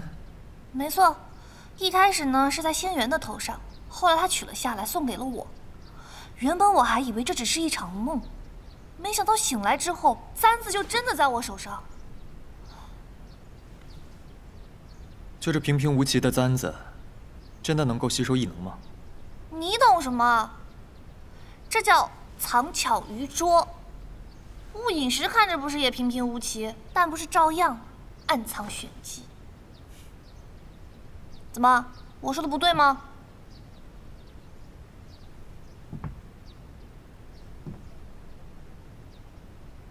如果真如星元所说，你就是传说中的星陨之子，你会怎么办？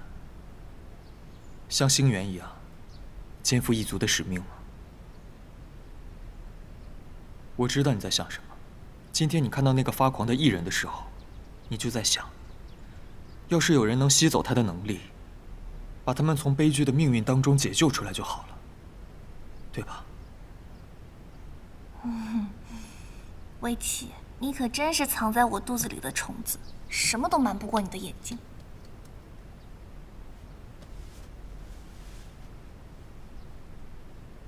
所以你把这流星簪拿了出来，就是为了向我证明，你也可以做到，因为你就是星陨之子，是吗？哎呀，我觉得你不会把这事儿想得这么复杂，这么严重。什么拯救啊，命运的，我又不是想要拯救苍生的救世主，我不过就是不能眼睁睁看着身边的人受苦，自己却见死不救。再说我之前在结缘司，不是也经常吸收别人的异能吗？以往你在结缘司吸收的异能都只是一部分，而不是全部。如果你接受这流星簪，你将肩负的是整个异人族群的命运。相比之下，你在结缘司的一切，都只是小打小闹而已。好像确实是这么个道理。魏琪，抱歉嘛，我刚刚脑子一热，说出了那些话，是我没有考虑清楚，你不要生气。阿远，我不想左右你的决定。我知道，你一直都是嘴上不饶人，但身体却很诚实。无论我做什么样的决定，你终归还是会支持我的。一直以来都是这样。不过这一次，我真的希望你好好想想。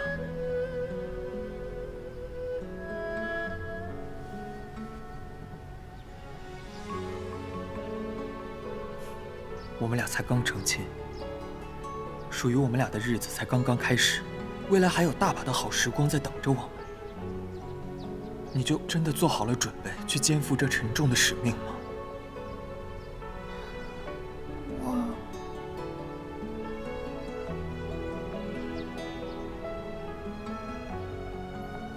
在你设想的未来里，有我魏琪的存在吗？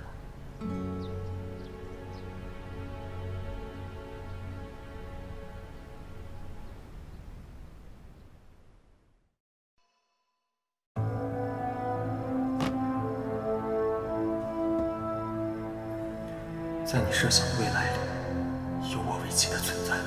这对魏琪来说，的确有些不公平。可是，异人也是我的同族啊，看着他们这么痛苦，我也不忍心见死不救啊。我该如何是好？一天到晚长吁短叹，又是因为小侯爷？师傅。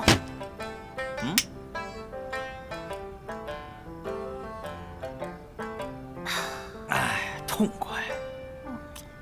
哎呀，还是我的好徒儿啊，懂得如何孝敬师傅。我说你不在掌事房里吃香的喝辣的，跑我这儿来干嘛呀？我也是想呀，但是崔莹她不让啊。崔莹她每天对我呼来喝去的，相比之下，那我更喜欢你这个艺人管了。言归正传。你不是说你要跟我说说你跟星源的过去吗？快点跟我说说，我最喜欢听八卦了，给我解解闷儿。我跟星源的故事嘛，那可长着呢。你要从哪儿开始听啊？就从你们第一次相遇吧。我们的第一次相遇吗？那还要从10几年前，我被仇家追杀，误入雾隐桃源开始。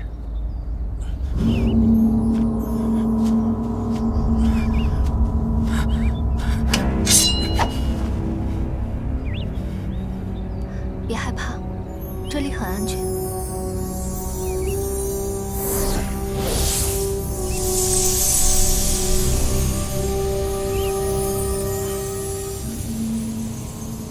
放心吧，不会再有人害你了。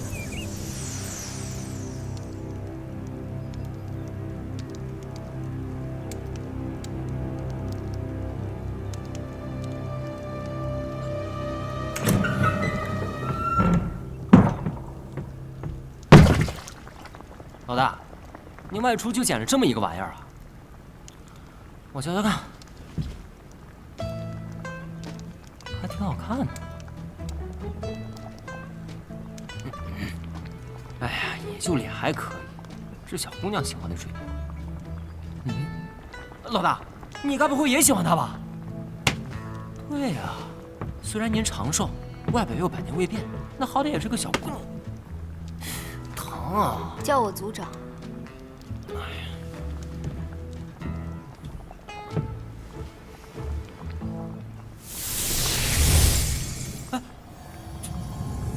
组长，你真把能力传给一个外人啊？不然呢？难道看着他去死？可他来自外面的世界，他也总有一天会离开的。万一他把无影村的秘密泄露了，我们……那就挑断他的脚筋，让他一辈子走不了。要不你来？也不至于吧。那就按照我们的老规矩。万一有一天他若是离开，就消除他在无影村的所有记忆。在这期间，他有你照看。哦，啊，我不，凭什么呀？凭他长得好看。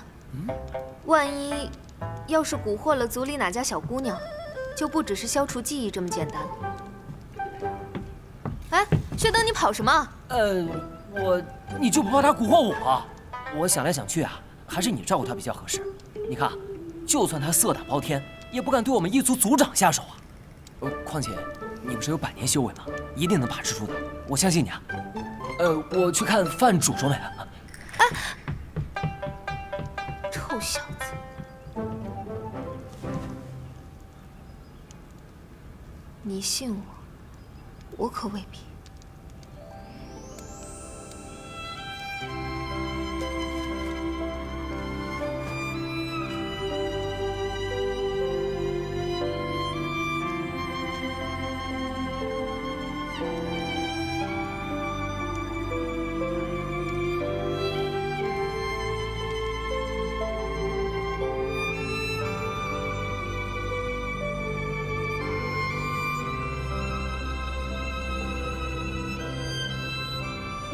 结果，你还是下手了。师傅，我真是小看你了，你真是不出手则已，一出手直接撬动人家无影族根基啊！百年瑰宝都给你抢走了，难怪薛登要跟你玩命。我们那是一见钟情。天哪！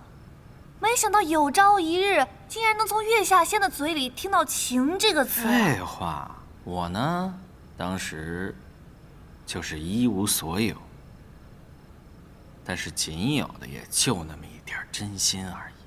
相比他为我做的，简直微不足道。星源为你做了很多，他教会了我艺术，为我续命。如果没有他，你面前的裴音，只怕有90%已经死在无影山了。那还有一成呢？还有一成，可能也只是残存的一些念想，还有这些年累积的后悔吧。师傅，你跟星源后来怎么样了？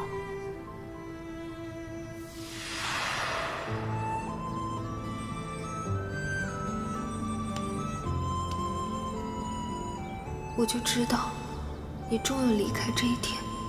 你不修除我的记忆，你还会回来吗？会。我有必须要解决的事情。等一切了解，我一定会回来。你不信？我信。你走吧，我等你回来。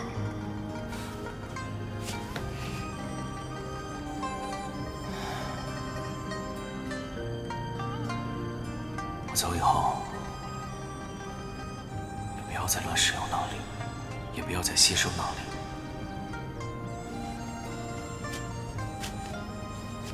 记住了吗？记住了。快去快回。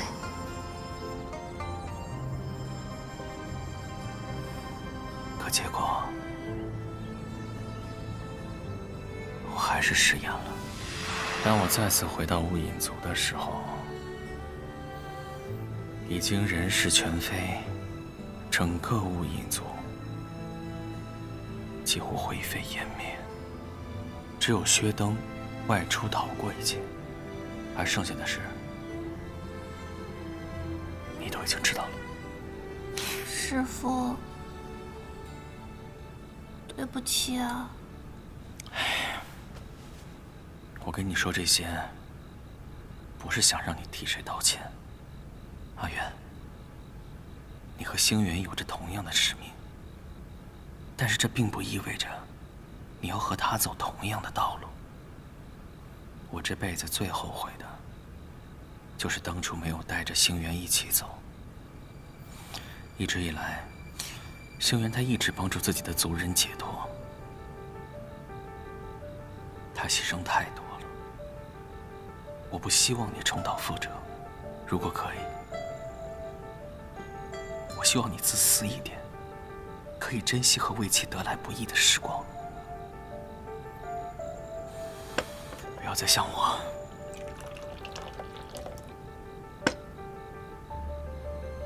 傲寒终身。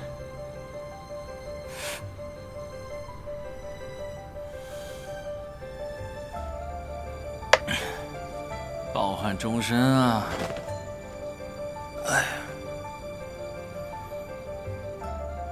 我会好好考虑的。谢谢你。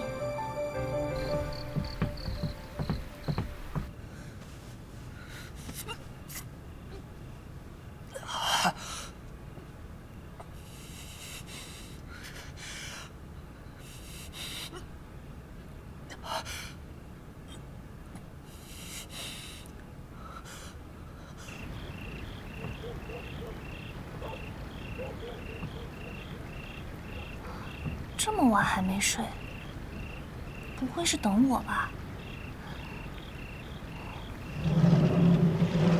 我回来了。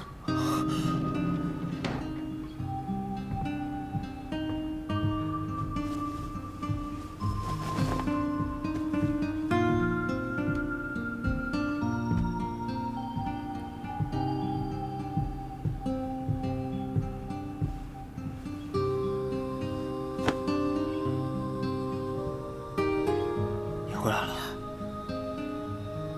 你还没睡呀？准备睡了，干嘛不把灯熄了呀？怕你摸瞎。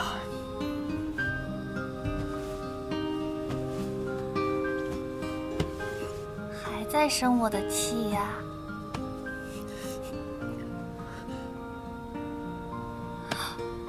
你的脸怎么了？什么时候弄的？怎么这么不小心啊？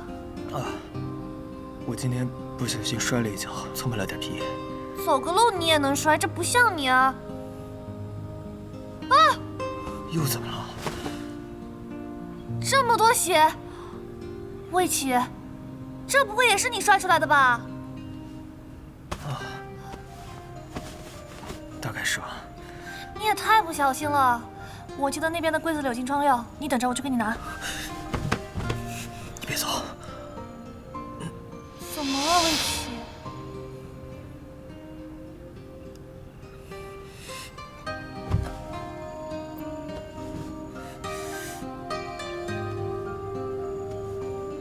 魏启，你怎么在抖啊？还好，我忍得住。忍？忍什么？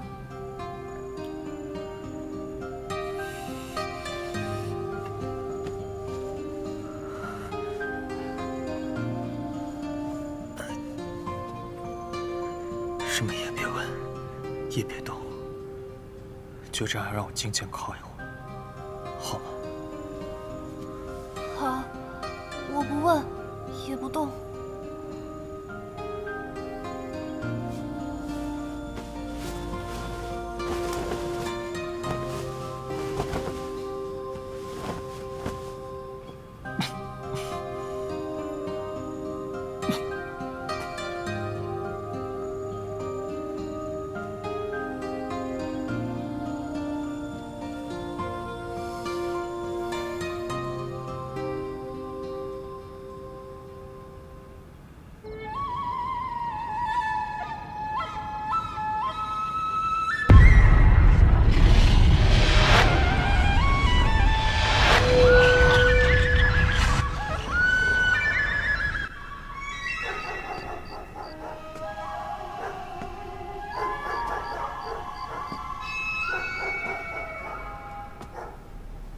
停下来，宁兰。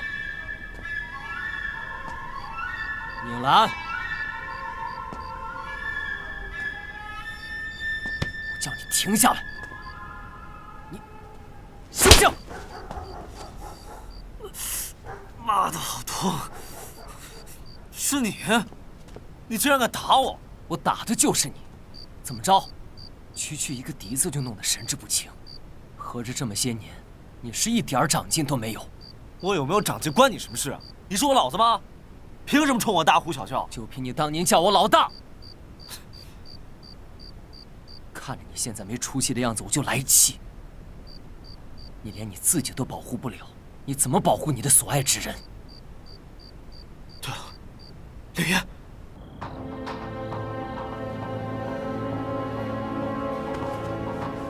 我这是……林岩，你怎么样？有没有感觉哪里不对劲啊？还好，就是头有点晕晕的。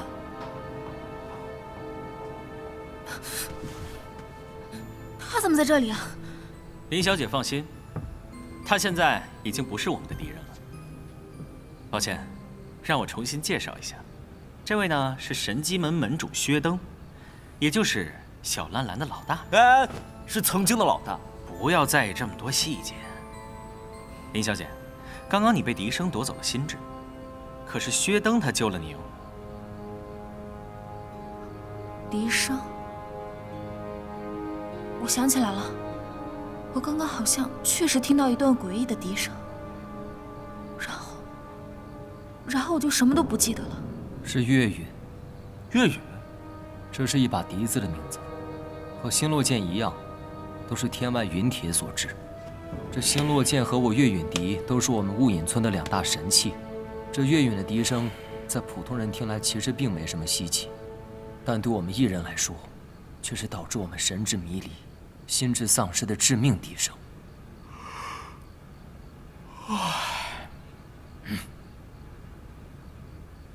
喂，你这么说，他们怎么能听得懂啊？那就让我从头到尾给你们解释一下吧。这星落剑和月允笛，那还要从很久很久以前来说起。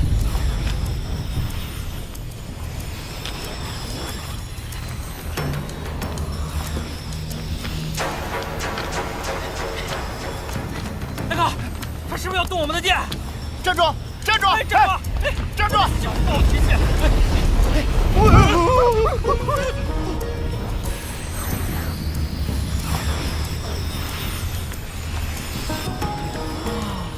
他这是在用自己的命祭星落剑。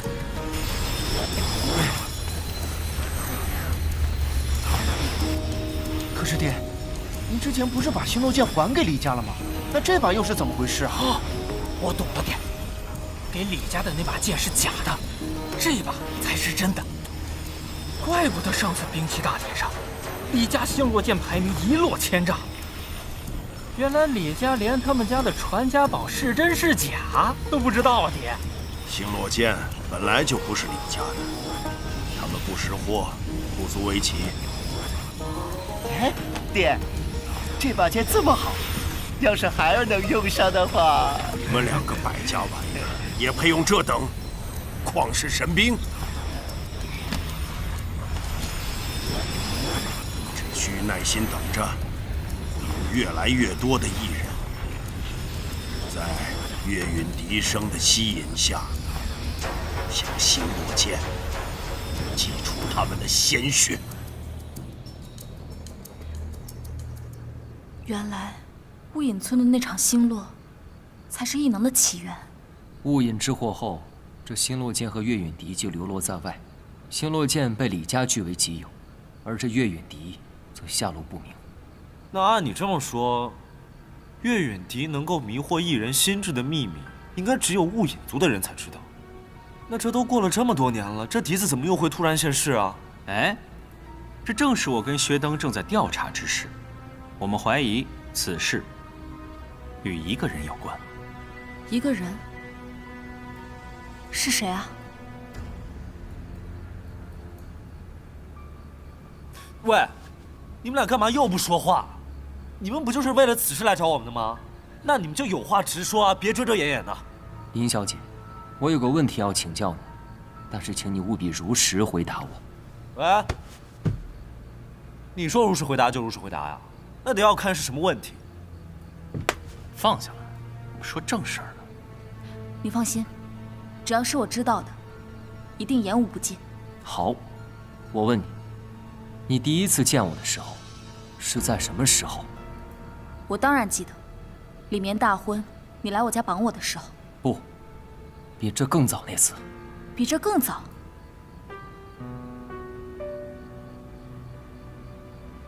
对不起，我真的不记得了。你看我干嘛？他说他不记得了。用你的眼灵让他说出来。你疯了！我为什么要这么做？因为我要知道真相，这关系到雾隐村前后几百条人命。宁兰，不是我们不相信林烟，但是你也知道，人的记忆并不像自己想象中的那么可靠。如果我们不尽快找出幕后黑手，那么会有更多人来步你和林烟的后尘，后果不堪设想。宁兰，林烟，我相信你的判断，你去做你觉得正确的事情就好。可是，来吧，对我使用言灵吧。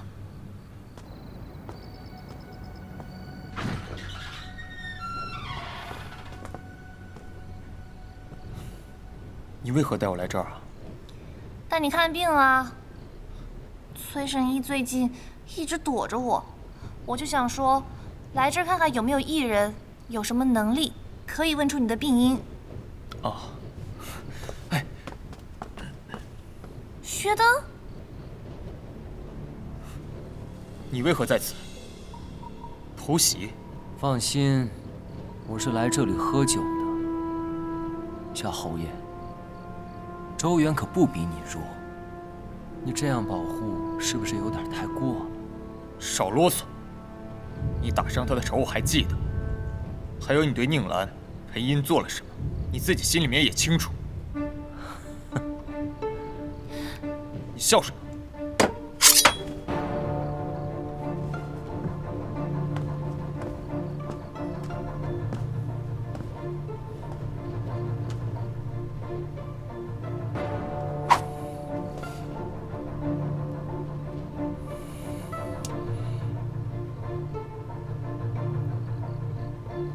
什么意思啊？当初我怎么对你的，今日在此尽管讨回，我绝不还手。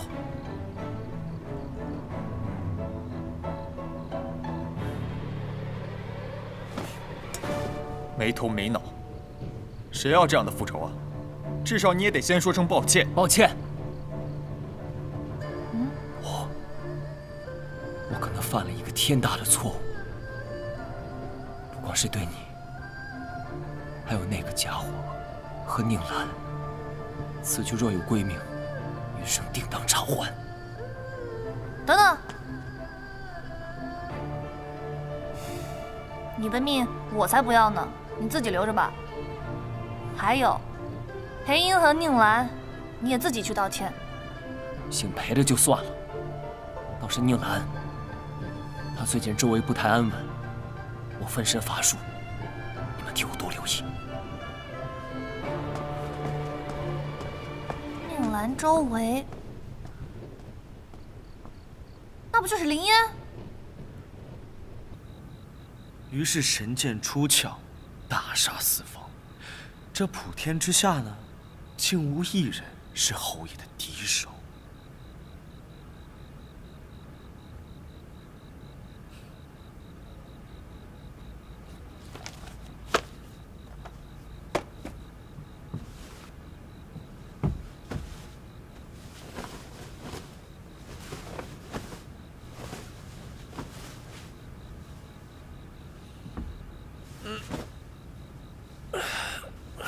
该睡了，时间也不早了。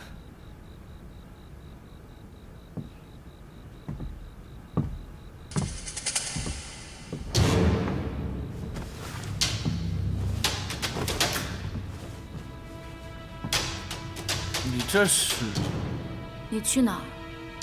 去哪儿？睡觉啊。为什么不和我睡？可我们不是一直都分房睡的吗？为什么不和我睡？你是不是讨厌我？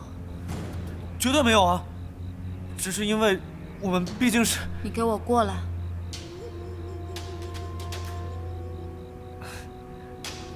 好，我过去。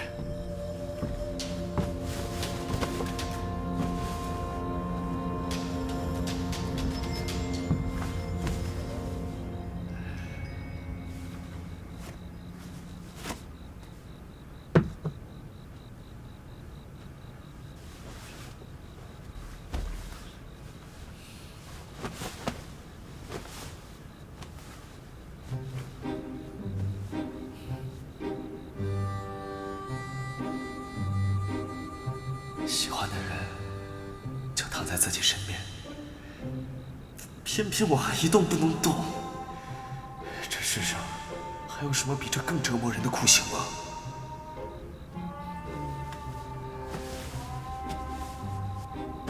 你干嘛？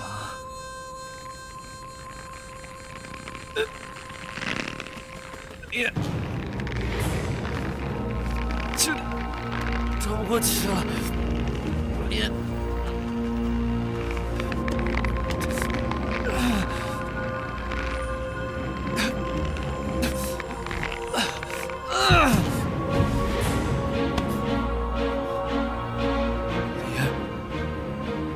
千万别冲动啊！要是真的跨了那个界限，不是你死就是我亡啊！我亡？哼哼，你只说对了一半。什么意思？是你死，不是我亡。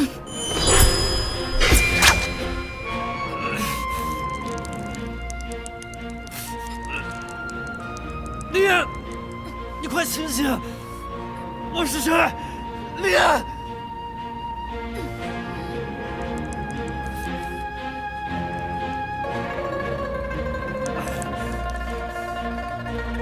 丽安！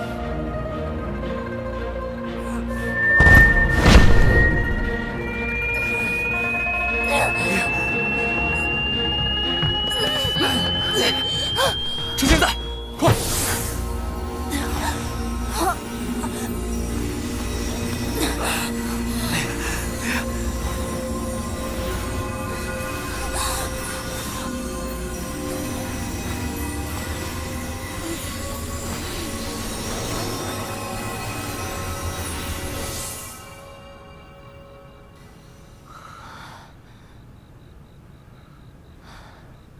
还好，终于赶上了。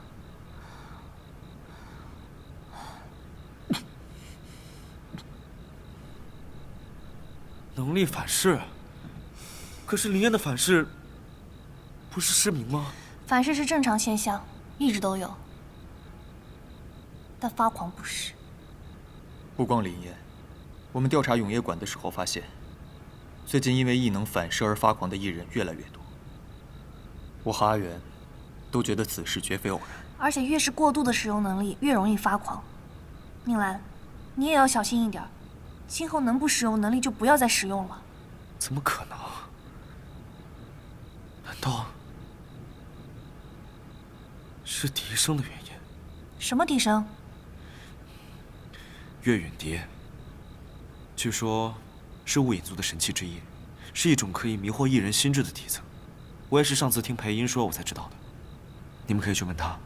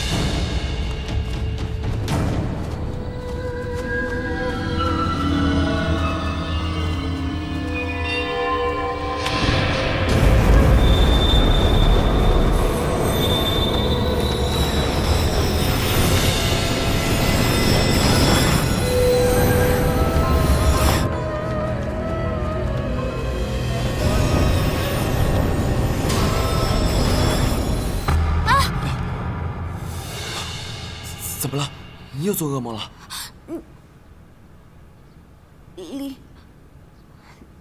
李……哎，算了，你不用勉强自己。你要实在记不起，就叫我相公也行。好，相公，赶紧去结缘司。结缘司？我去那儿干什么？你又要跟我合力啊？不是，我刚刚做了一个奇怪的梦，我梦到好多艺人被带去祭了星落剑。星落剑？我爹又打算拿艺人祭剑了？不是你爹，也不是李家那把，是另外一把。哎呀，另外那把？哎，醒月，你没事吧？啊，你摔到没有啊？赶快去结缘司，不然会出大事。好，你撑住啊！我现在就带你去。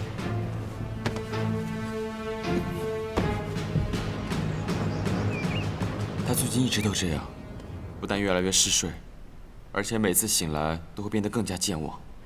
他现在连我的名字都记不起了。看来继林烟和宁兰之后，醒月也开始被异能反噬了。身为艺人，终究还是逃不过被反噬的命运。难道就没有什么办法可以让他摆脱这种命运吗？其实相比林烟和宁兰，你们已经很幸运了，因为你是普通人。如果你和醒月生下一个有异能的后代，醒月就可以摆脱异能的桎梏。只不过，代价是你们的后代会继续承受异能带来的痛苦。如果真是这样，那我宁愿不要孩子，我只想陪他过完这一生，哪怕再短暂，我也心满意足了。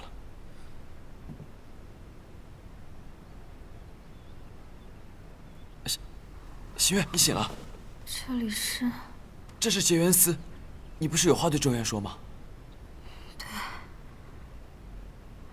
对。哎，慢点。周元，我梦到有好多艺人被拿去祭了星落剑，你赶紧去，不然就来不及了。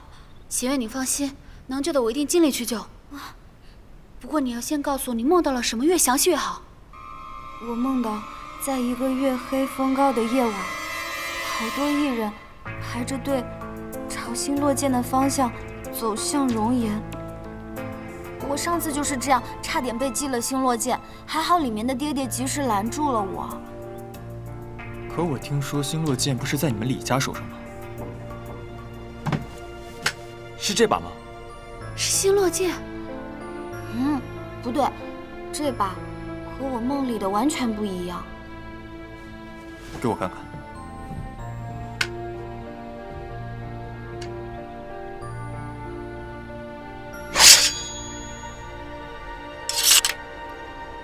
这把是假的。假的？星落剑当初是被我亲手折断的，我再清楚不过了。真正的星落剑上，应该有一股很强的灵气。然而我在这把剑上，丝毫感受不到任何的灵气，所以这是一把普通的不能再普通的剑。可当初林鹏帮我们修好星落剑的时候，我从他手上接过的明明就是这一把呀。难道说，剑被调包了？现在才反应过来，太迟了。星月，除了星落剑，你的梦里还出现了什么？哦，对，我还听到了一阵诡异的笛音。又是笛声。让人心悸的笛声，被调了包的星落剑，能力反噬，发狂的艺人。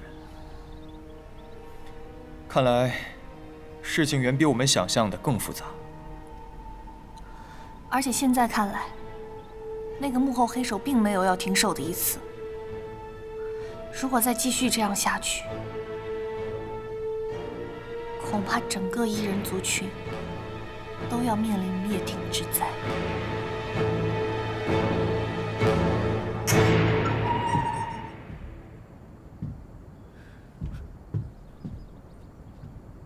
左手第一个柜子，顺数第3排，第3个中格柜。这个。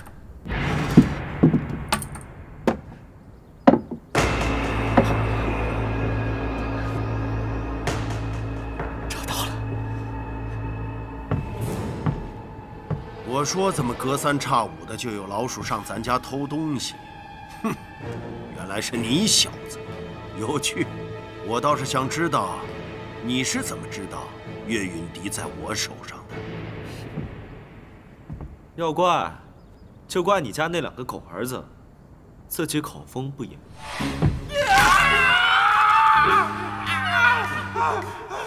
你公子，咱有好好说，千万别动手，乖啊！怎么，现在才知道好好说呀？太晚了。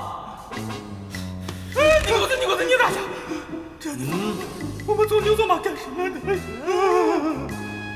看在小妹的份上，你就饶了我们。呸！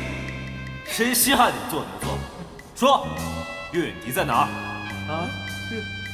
岳什么迪？什么允迪啊？岳什么？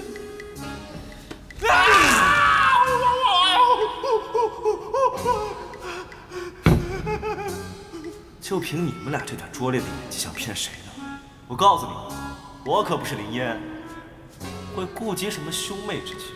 想死就直说，我倒不介意现在就给你们个痛快。我说不都说，就在府里。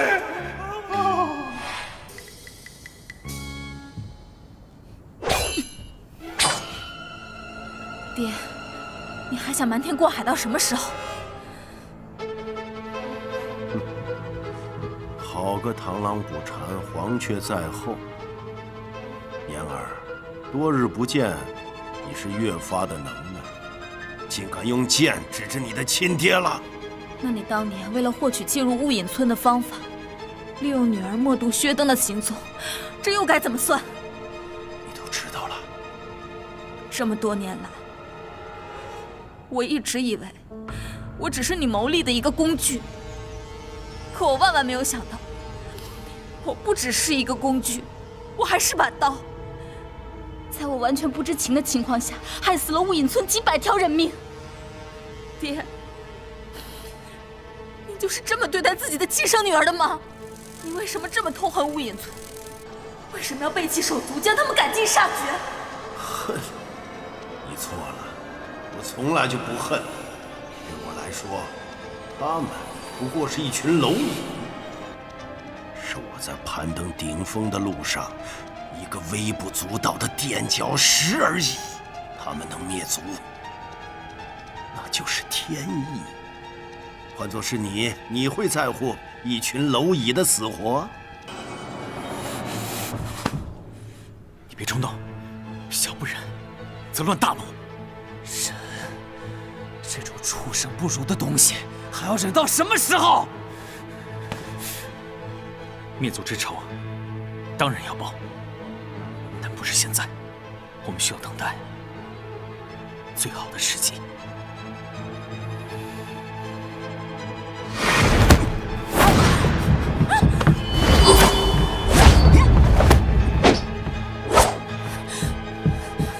你没事吧？我没事。糟了，蹄子，穷寇莫追。此时的林鹏不好对付，你们跟他硬碰硬，绝对没有好果子吃。那岳允迪怎么办？不销毁岳允迪的话，他还会祸害更多异人。林鹏的事，交给我和薛登解决。我们一定会让他为自己的所作所为付出代价。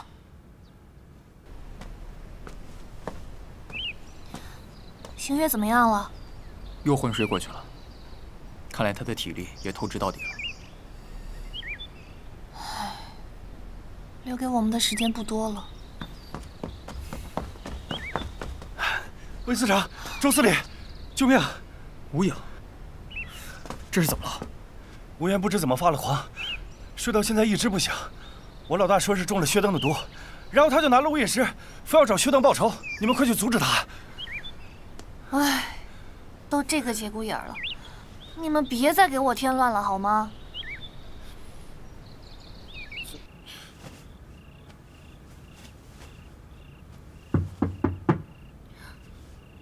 谁啊？这么晚了，你怎么来了？快进来，外面多冷啊！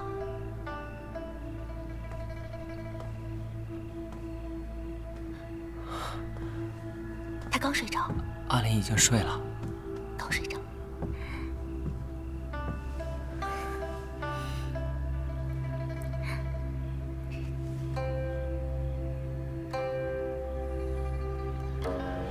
最近这段时间叨扰太久了。这话什么意思？我本来早就决定离开的，只是迟迟下不了决心。你想去哪？你如果现在出去了，照顾好自己，还有阿莲。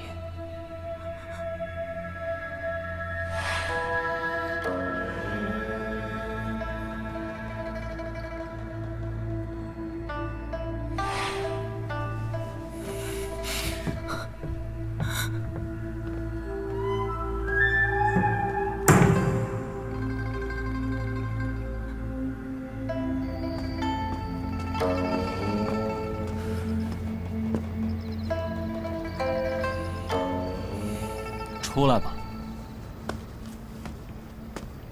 真是个蠢货，连跟踪都不会，也不知道把气息藏一藏。我懒得跟你废话。我告诉你，我身上可是有雾饮石的。我劝你赶紧把解药给我交出来，否则我让你好看。脑子是怎么长的？我连裴音都不怕，还会怕你一块小小的雾饮石？再说了，我也没什么解药。什么？没解药？说你们蠢，还真是蠢。像你们这样只要靠威胁就能乖乖听话的傻子，我还费什么心思下什么毒？那无言又发狂，又陷入昏迷的，你怎么解释？我不想说废话，想知道真相你就跟我来。我凭什么信你啊？我这一次要再撒谎的话，我就死无葬身之地，行了吧？你谁呀你？你扮谁不好？你扮薛登？做个好人怎么这么难？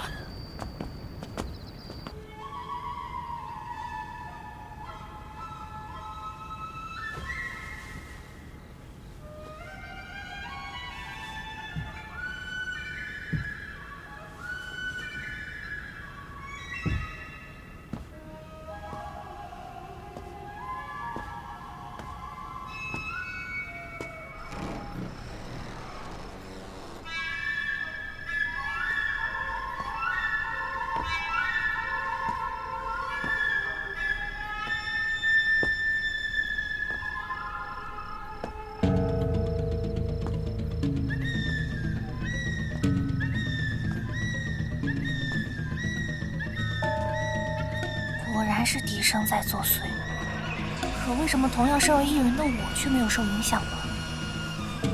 还不是我在替你扛着。你说什么？没什么。哎，无言要走远了，我们快跟上。喂，魏琪，等等我！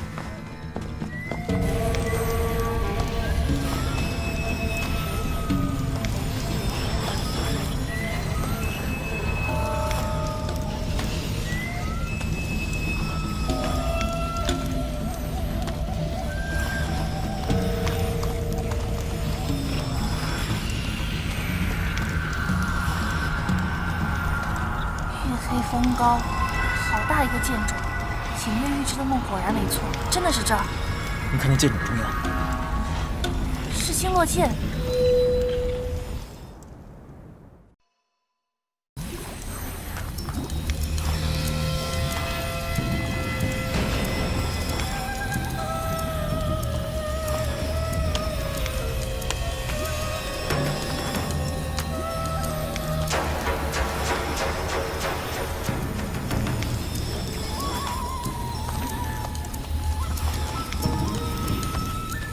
黑风高，好大一个剑种。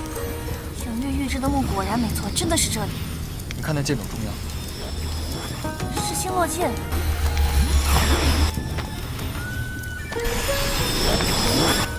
怎么办啊，魏琪？我们要去阻止无言吗？难道？无言，无言！无言，你干什么？无言，你快放手！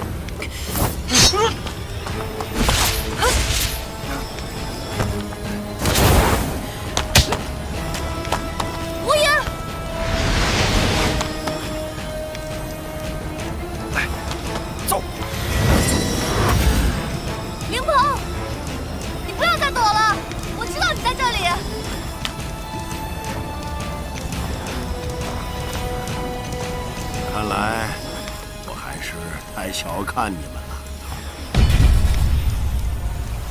月影笛、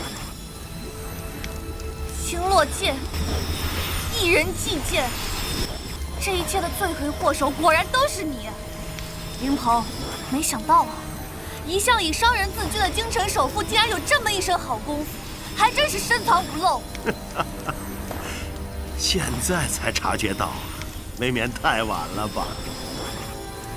正如你所见，星落剑正是出鞘之时。周元小心，星落剑吸收了大量异能，威力比之前更强了。远远不够，我要让这把剑吸收完所有的异能。我不明白，你要这么多异能干什么？还不是因为我是个没有异能的废物。就算自保暗中修炼的功夫再高，在异人面前也是不堪一击。我只有将异能之源掌握在手上，我才能永远立于不败之地。你疯了吧？根本不知道这异能的可怕，这不是我们凡人能驾驭的力量。不试试，怎么会知道？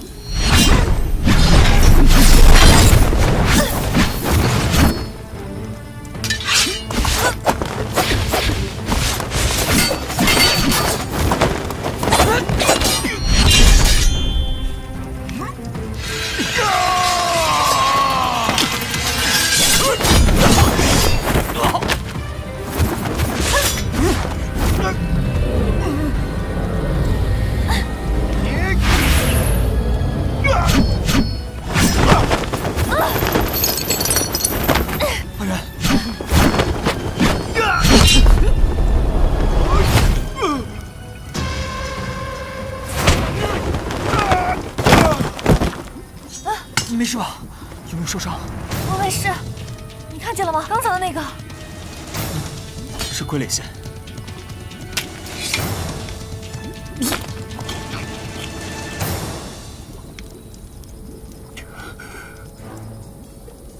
果然，你还是来了。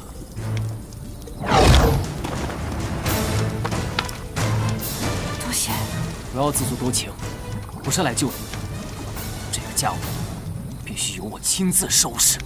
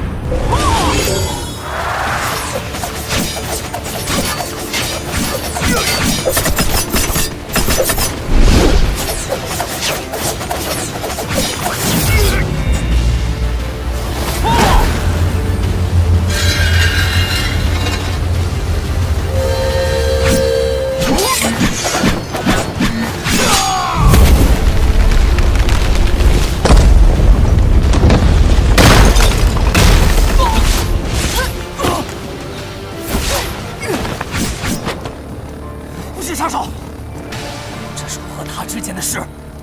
雪灯，这么多年都过去了，你怎么还放不下呀？放下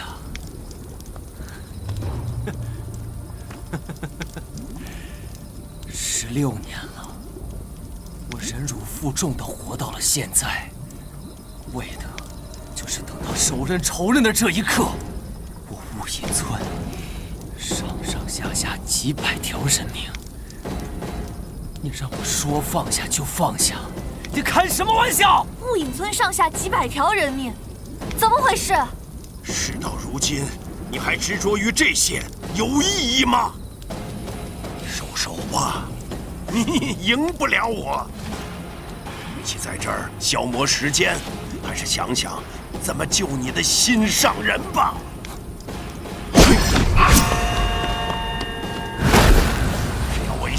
就会取你心上人的性命。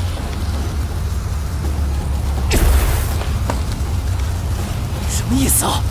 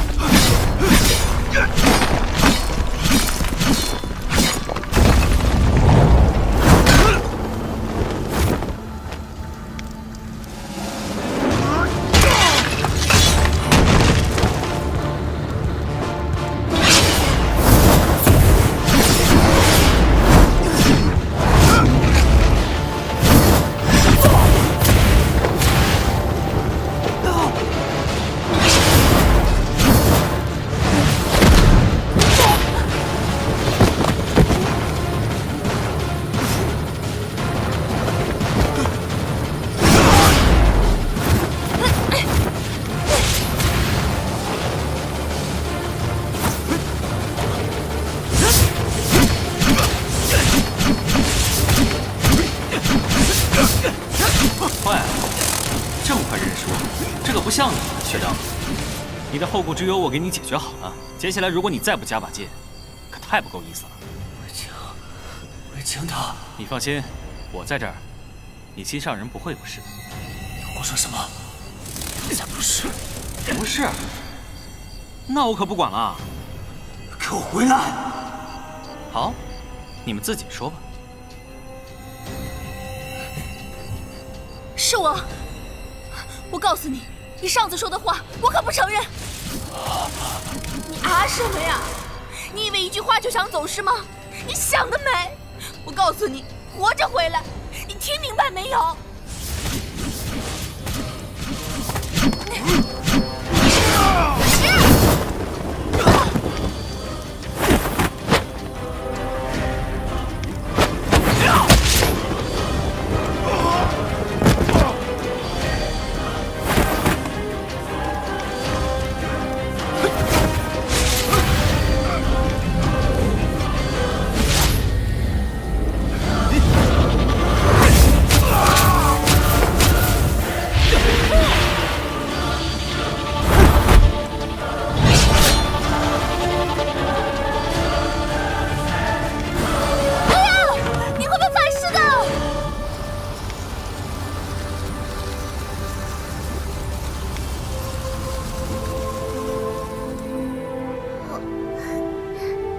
再等一下。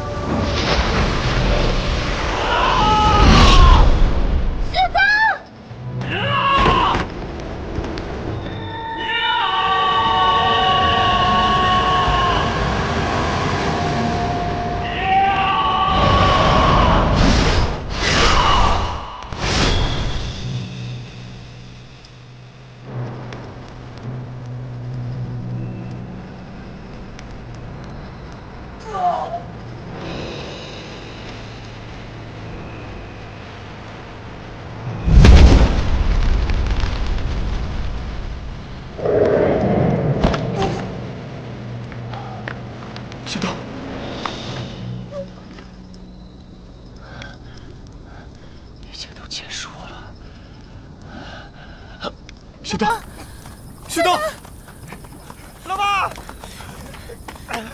老大，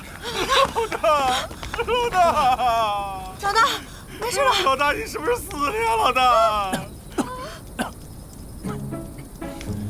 老子还没死呢，你在这哭什么丧？老大，怎么样啊，老大？岂有此理！这么大的事，为什么不事先跟我说一声？现在说还来得及吗？少在这儿嬉皮笑脸的。你要是有个什么三长两短，你让我怎么跟你师傅交代？有我在，他能有什么三长两短？告诉那家伙，先管好他自己，少嫌吃萝卜淡操心。老大，你没死太好了。你不是背叛我了吗？我没有，没有。老大，没有你，没人照顾我们。我们太可怜了，我们就想要一个家呀，老大。看见他们，好像天大的事情都没那么可怕。深有同感。总之，这里就交给我吧。裴英特地交代过我，要把薛登给带回去。至于你们两个，周元、魏启，辛苦你们了。我知道一直以来，你们为艺人做了许多事情，我替大家谢谢你们。哎，担心死你了。是啊，老大。周元，招你入结缘司，是我崔莹迄今为止做过最正确的决定。崔长师，你也是我遇到过的最好的上司。之一。好了，把你这些寒碜的奉承话收起来吧。时间不早了，今晚回去都好好休息，明日一早记得去永业坊看看。永业坊？那出什么事儿了？我也不知道该怎么形容。总之，你去了就知道了。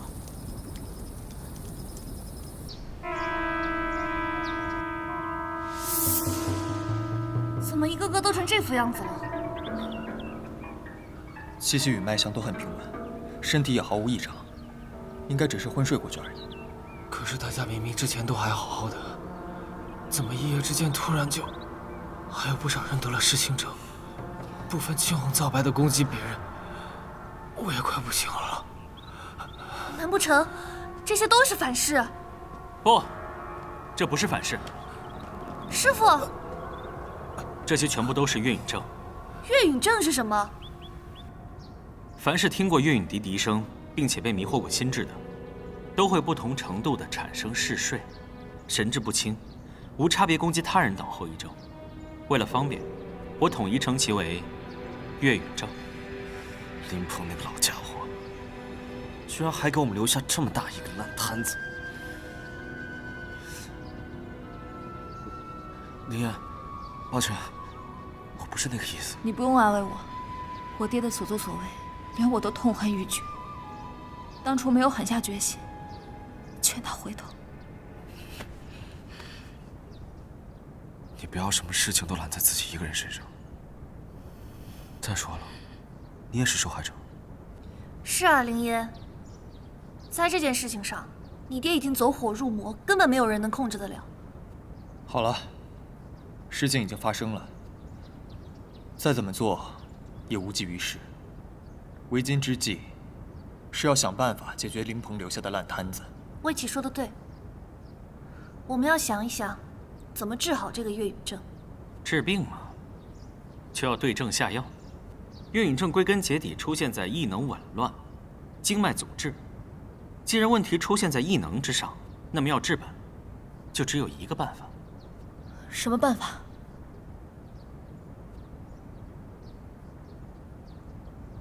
必须有人站出来，吸收异能，让身患月允症的艺人们彻彻底底的变成普通人。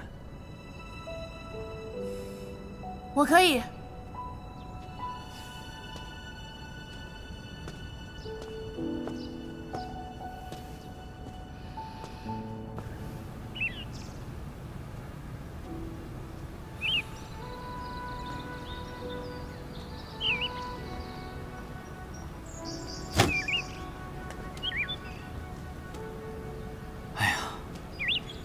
阿元是个好姑娘啊，她重情重义，为了朋友可以两肋插刀，甚至连自己的性命都不顾。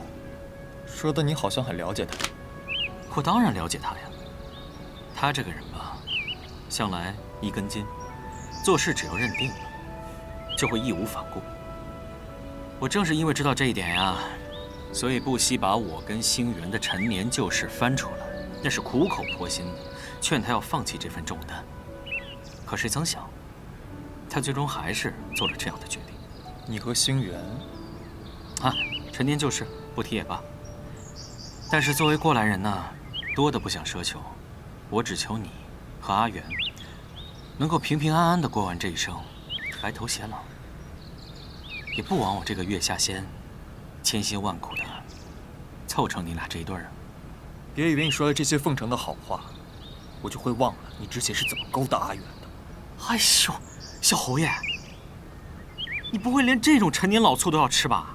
当然，我这个人可是很记仇的，尤其是对于那些跟阿元有关系的男人。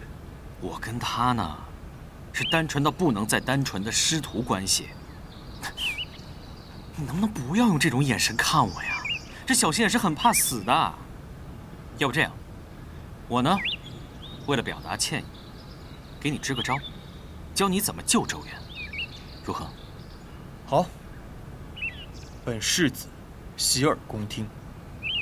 其实想要让他放下雾影族的使命，倒也简单，那就是消除掉他脑中所有关于雾影族的记忆。消除记忆，这如何能办得到？这是一块可以储存记忆的雾影石，你有了这个，就可以夺取他脑子里任何一段记忆。如果有必要，你可以将他脑子里所有关于雾影族艺人的记忆全部夺走，然后带他远走高飞，从此不问世事。这样一来，就再也不会有人打扰你们了。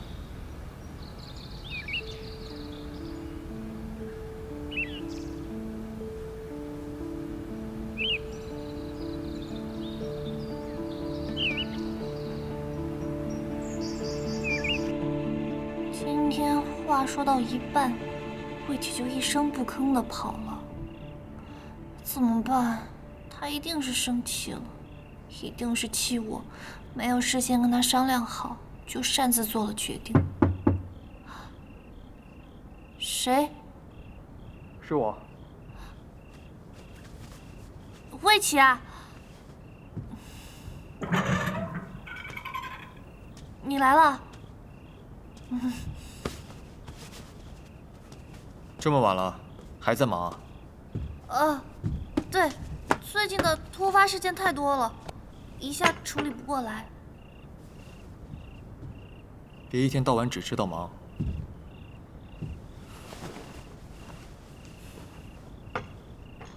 喝点莲子羹，这是我特意吩咐厨房准备的。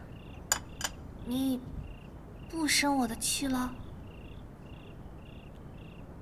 我为什么要生气？原来你没生气啊？那你绷着一张脸干嘛？吓唬谁啊？我脸就是这个样子，不爱看就别看。爱看爱看。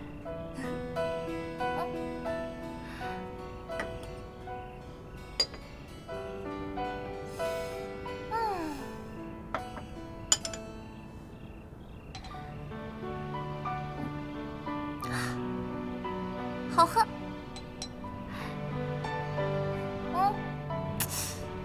你也辛苦了，喝啊。好喝吗？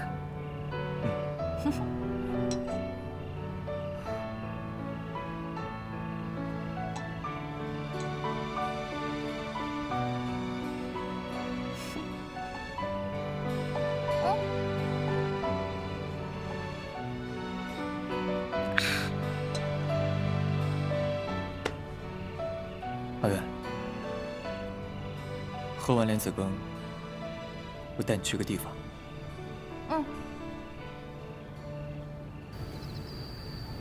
你带我来这儿，就是为了喝酒？是我有问题想要问你，但不确定你是否是真心。什么问题啊？这么正经？莫非这里面是真心酒？你就这么不信任我？你可以不喝。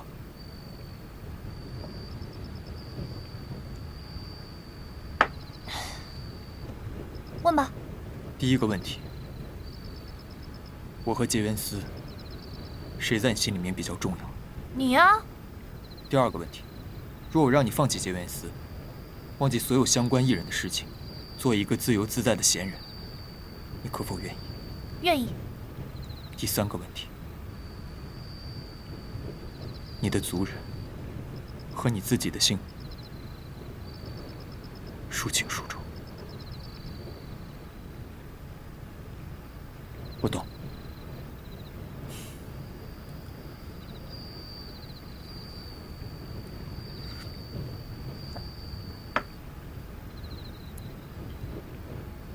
这其实根本不是什么真心酒。什么？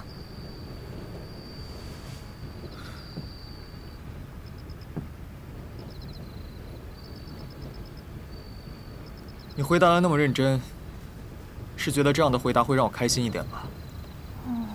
本来我是这么想的，但好像是失败了。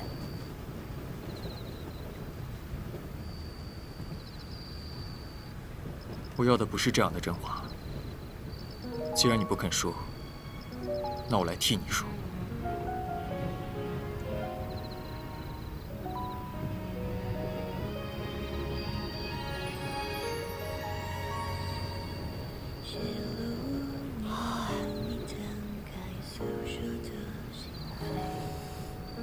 你想要接受心源的遗命，保护你的族人，没错吧？但我之前提醒过你，你继承了这份使命之后，你的余生都将与之纠缠，就再也没有了自由。你真的想清楚？我知道，但是我没有办法眼睁睁看着他们受苦。那我呢？在你的余生里，是否有我的一席之地？有，不管未来变成什么样，我从来都没有想过要和你分开，除非我先走一步。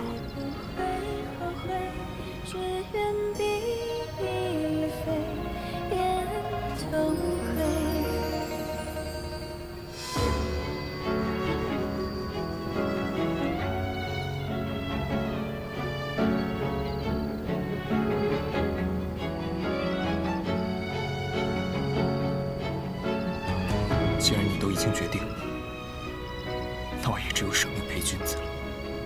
什么意思？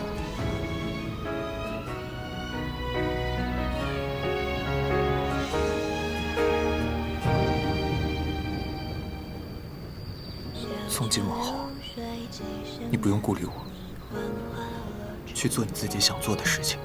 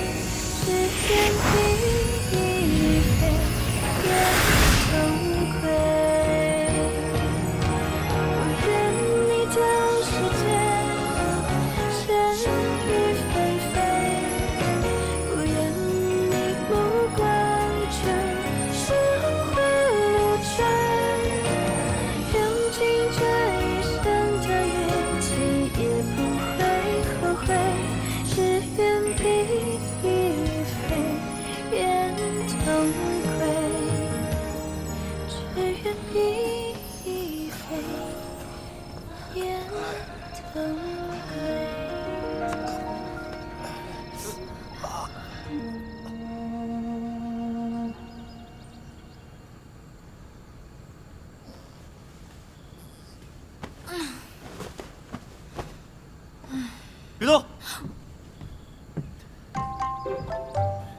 你忘了你大病初愈了？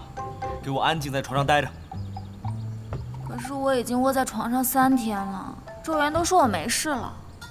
那也不行，哎，谁知道还会有什么后遗症啊？你是忘了，你发病的时候啊，那个时候可是……对不气。你别这样看着我啊！你还不如拿刀抽我算了，我都说我不在意了。是吗？可是我现在只是一个平平无奇的普通人。谁不是呢？哎呀，我呀，真的是除了钱多到世界灭绝都花不完，3天不洗脸还是素颜大美人，随便写个画本就能够自己吃一辈子以外，我真的是一个毫无特长的废人呢。你还能再矫情一点吗？你看我现在手无缚鸡之力，哎呀，我坐都坐不起来了，我现在。行，来。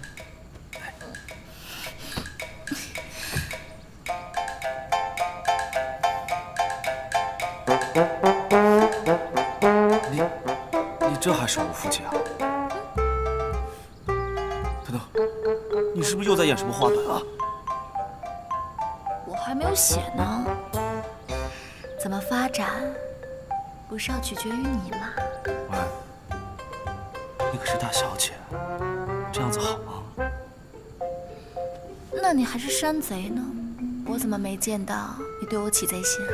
我倒是想啊，可是现在大白天的我……那就算了吧。哎。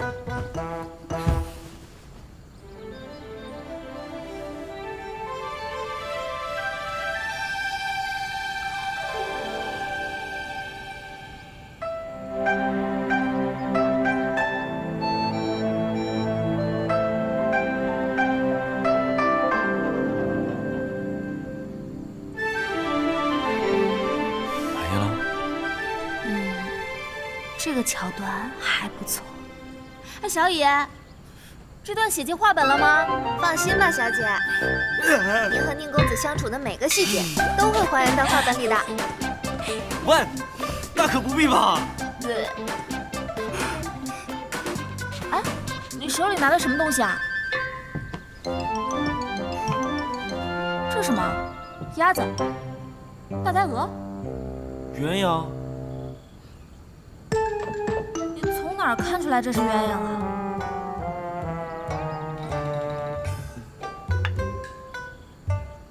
哦，这人的手艺真是绝了。谁送来的？一个大叔说是给小姐和宁公子的礼物，也没交代什么，放下东西就走了。他长什么样子啊？蒙着脸没看清楚，就感觉整个人病怏怏的，好像活不久的样子。是他？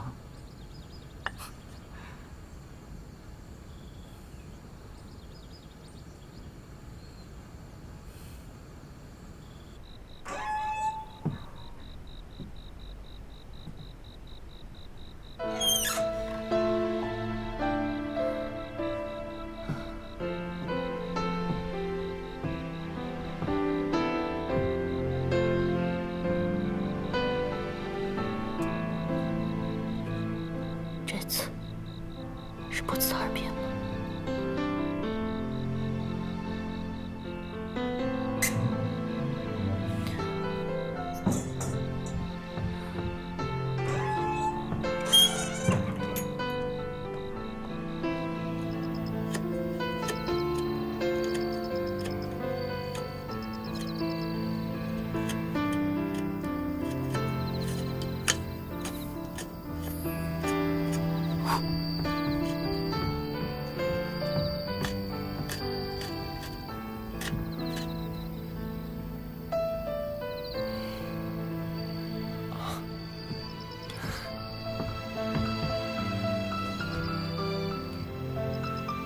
这是什么呀？你怎么好好的在这儿丢？这是蛇，天干地支里的巳。你干嘛不回房间休息，坐着风口上叼这些玩意儿啊？阿林说她喜欢。你还真是宠她。不过，就算今年是4年，也用不着叼这么一套吧？每年都有一个，多好。明年是5年，你记得帮我把它给阿林。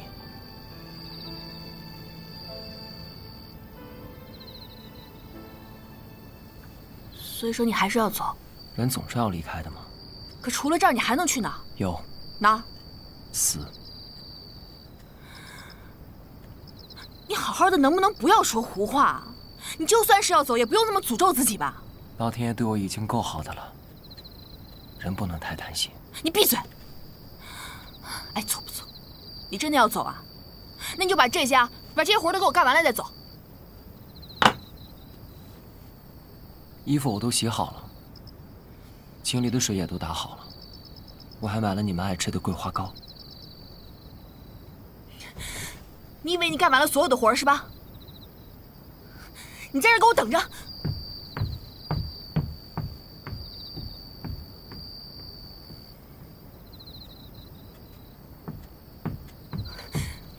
把这个给我修好。哎，我要的不是这样修修补补，我要的是完美无缺。你要是修不好，你就别想走了。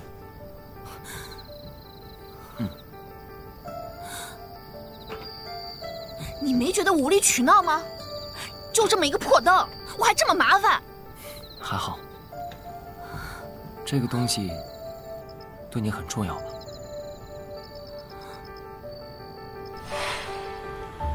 哎，你看啊，俩，真好看啊！漂亮，真漂亮！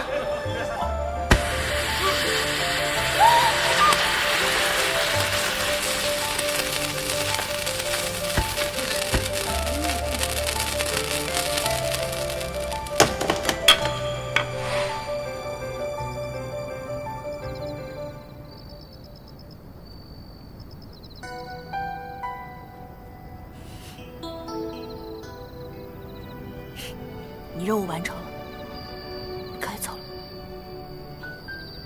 哦。你在这儿磨磨唧唧的干嘛？你要是再不走，我可就要后悔了。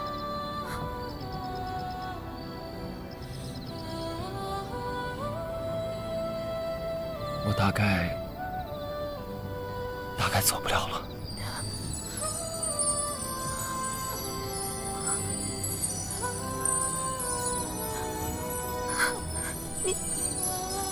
你的身体，我跟你说了，快死了。可是刚刚你明明还没事的呀！你看到的我，不过是回光返照。今天一天，这老天爷对我格外的优待。再过不久，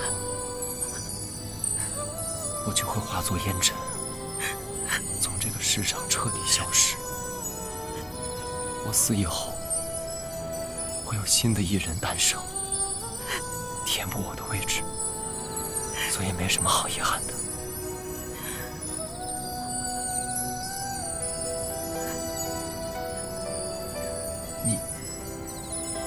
你为我哭了，你应该为我感到高兴才对。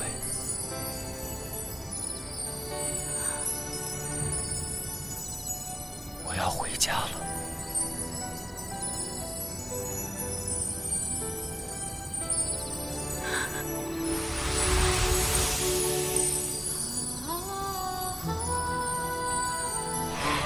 我的眼睛让烟花闪得什么都看不到，你可不可以站在原地先不要走啊？等我眼睛好了再走可以吗？啊，我没有别的意思，我只是想睁开眼睛的时候能看到恩人长什么样子。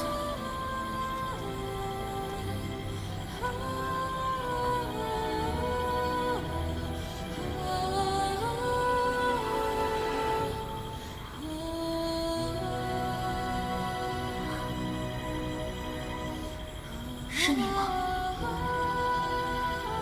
是我帮忙，不知是否有荣幸与姑娘共赏河灯。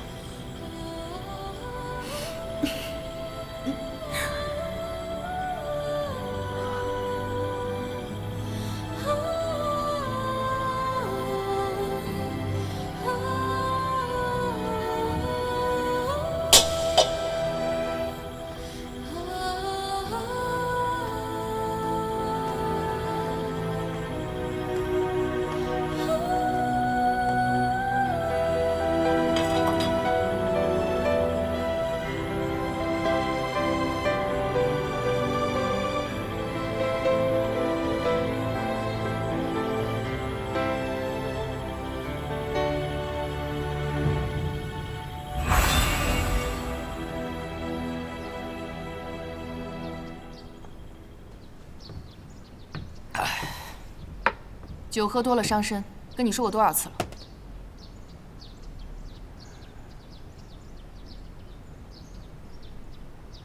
有新的艺人出现了。新的艺人？你怎么知道？旧人已逝，那自然会有新人补位。秋蝉半生，走的倒是利索。就剩我这么一个老不死的。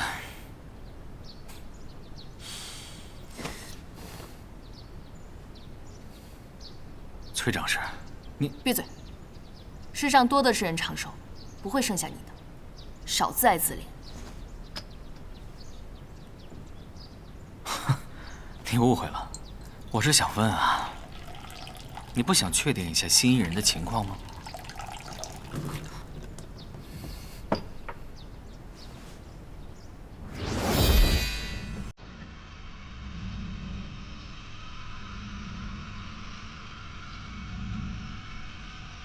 张氏，刚刚接到艺人馆的消息，说有新的艺人出现在京城，对吧？哪家？什么能力？魏侯府家的小公子魏林，他拥有从未出现过的能力——速光。速光？你确定？传说中可以跨越时间，回到过去的能力，虽然现在还不太稳定，但确实是已经出现了。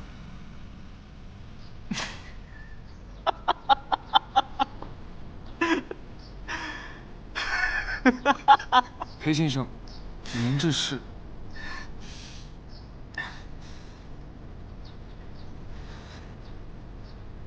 没什么，我只是有所感触。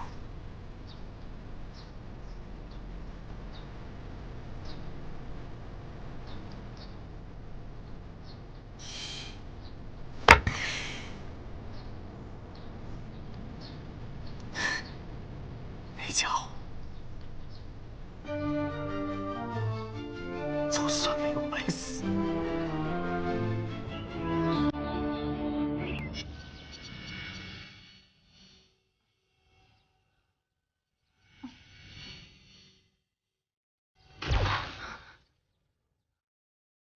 谢谢。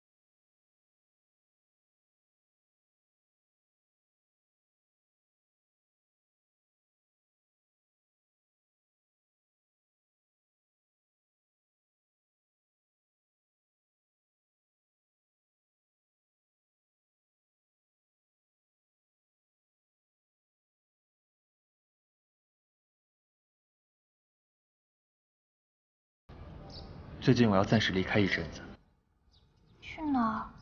有军务在身。又是军务啊？那什么时候回来？放心，很快。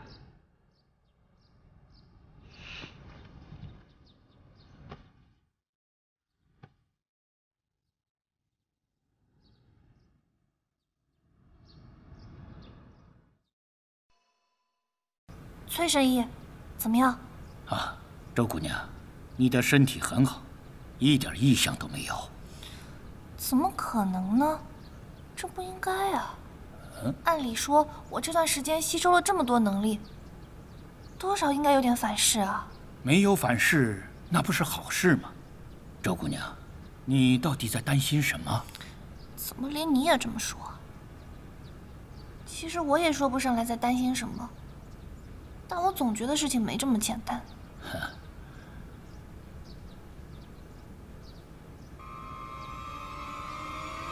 崔神医，那是什么？那是先前一个伤者用过的纱布。这么多血，那得伤得多重啊！这种伤者呀，在我这儿那就见怪不怪。哎，周姑娘，我有一个好消息要告诉你。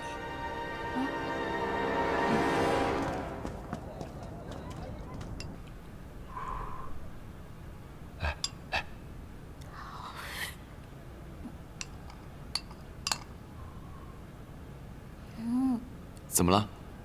粥不合胃口啊？我突然想喝酸梅汤了。酸梅汤？恭喜二位啊！恭什么喜啊？听说醒月有喜了，我特意来恭喜二位啊！你有喜了？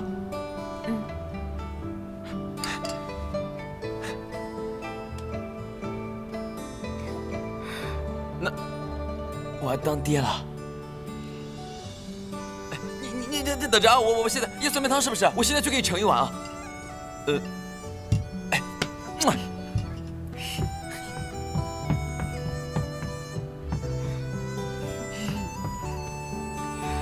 醒月怎么样？最近身子如何？我昏睡症已经好多了，而且记忆也在慢慢恢复了。那就好。之前看你病入膏肓的时候，我还在担心，想说要不要把你的能力都吸走。既然你现在都有喜了，那就没有这个必要了。能力？你说到能力，我才想起来，我还有话要跟你说呢，是关于你的。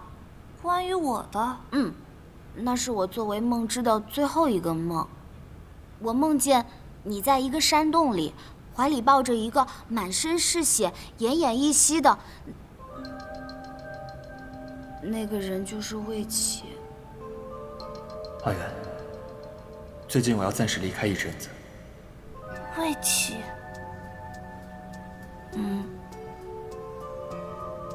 他该不会出什么事了吧？周元，你也别太担心了，我的梦也不一定会实现。事在人为，未来是可以被改变的。星月，谢谢你啊！你先好好休息，我一定会想办法找到魏启的。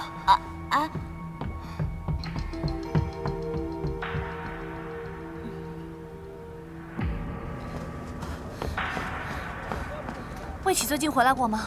回夫人的话，小侯爷不在，昨天就出远门去了。那他有说他去哪儿了吗？这个小的就不清楚了。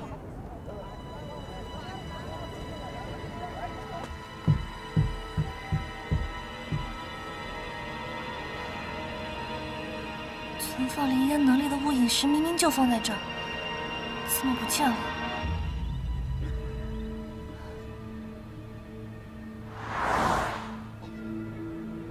无影的也不见了。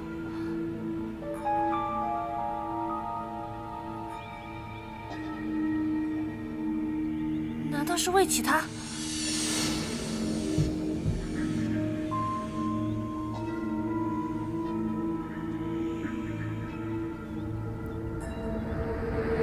给，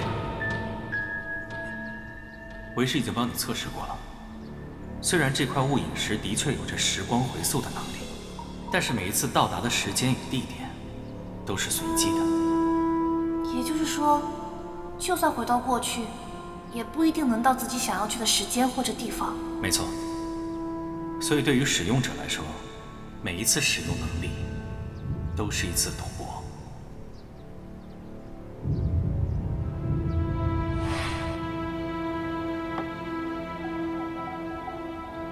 这一次，我必须赌一把。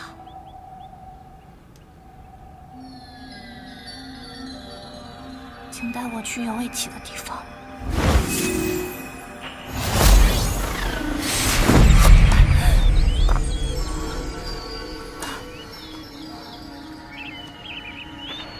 这是哪儿啊？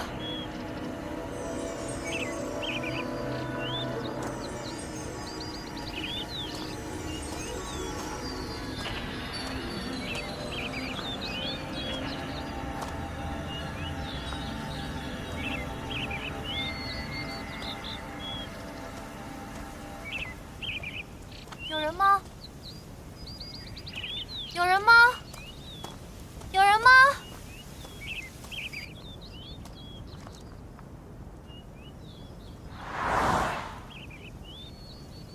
这是……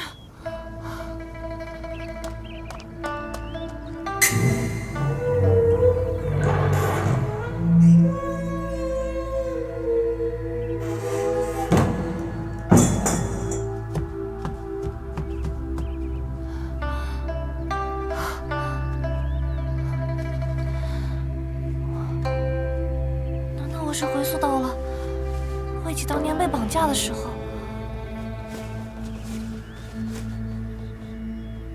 魏琪，魏琪，你醒醒啊，魏琪，魏琪，水，你有水？好，等等，我给你找。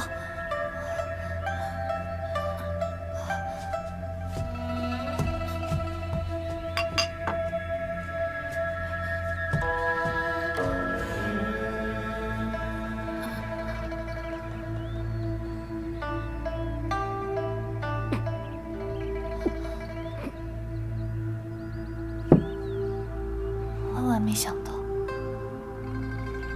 当年救魏琪的那个人，竟然就是我。魏琪，魏琪，要是又要回溯了。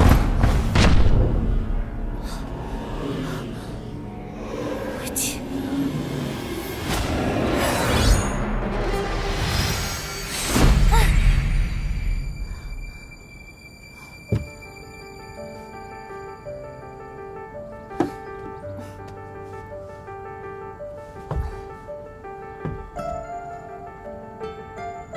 这里是青云书院的教习寮。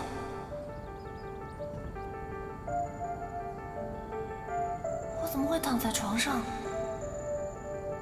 我懂了，这是演武大会刚刚结束的时候。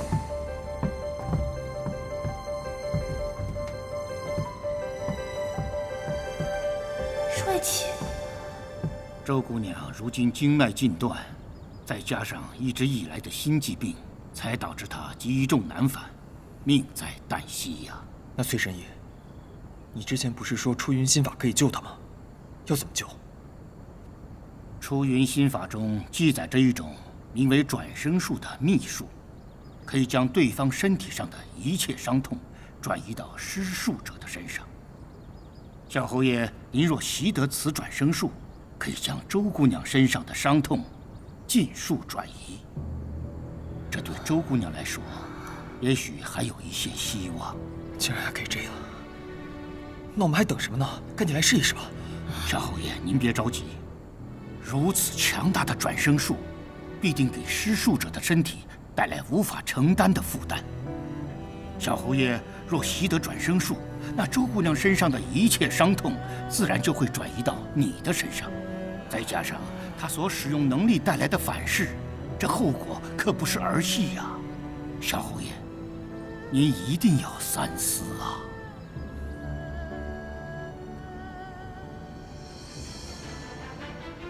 我说过，我一定要救她，不惜任何代价。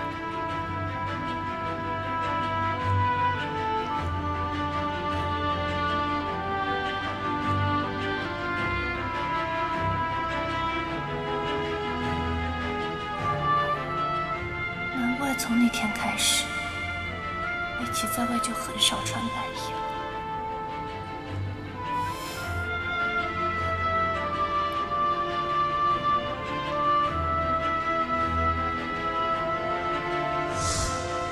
假如我告诉你，我一定要去南诏平乱呢？当然也会支持啊，你还会回来的，对吧？那我要是回不来呢？你是真缺心眼还是故意气我？我想要的是你的心。你说你要跟我义结金兰，我是给了我的心，所以和你结拜，情理上也没错。那如果我死在你前面，在你纠缠之前，我就先倒下了，扔下你一个人，也无所谓嘛。我们俩才刚成亲，属于我们的日子才刚刚开始，你就真的做好了准备去肩负这沉重的使命吗？从今往后，你不用管我，去做你自己想做的事情。魏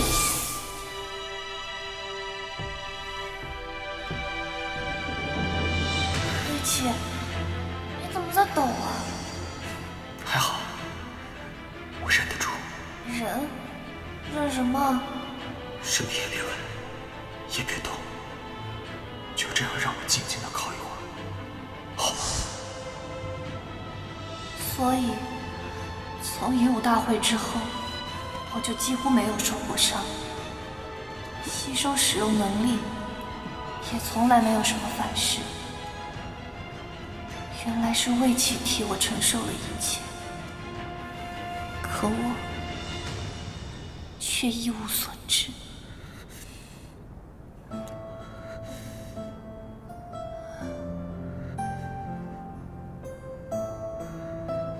魏琪，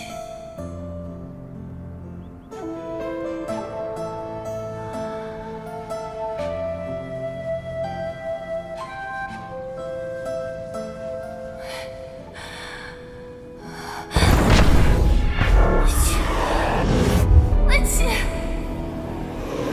魏琪，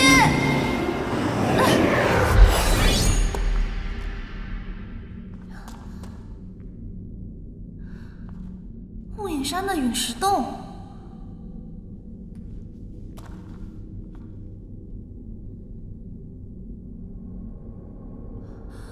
魏琪，魏琪，魏琪，我找你找得好辛苦，你为什么把我一个人丢下跑到这儿来了？阿元，你怎么来了？你为什么一直瞒着我？为什么一直不告诉我你用了转生术？我本以为可以瞒天过海，没想到还是瞒不过你的眼睛。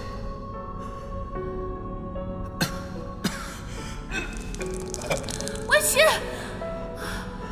先别说话了，我立刻带你回去见崔神医，让他给你解除。没有的，已经来不及了。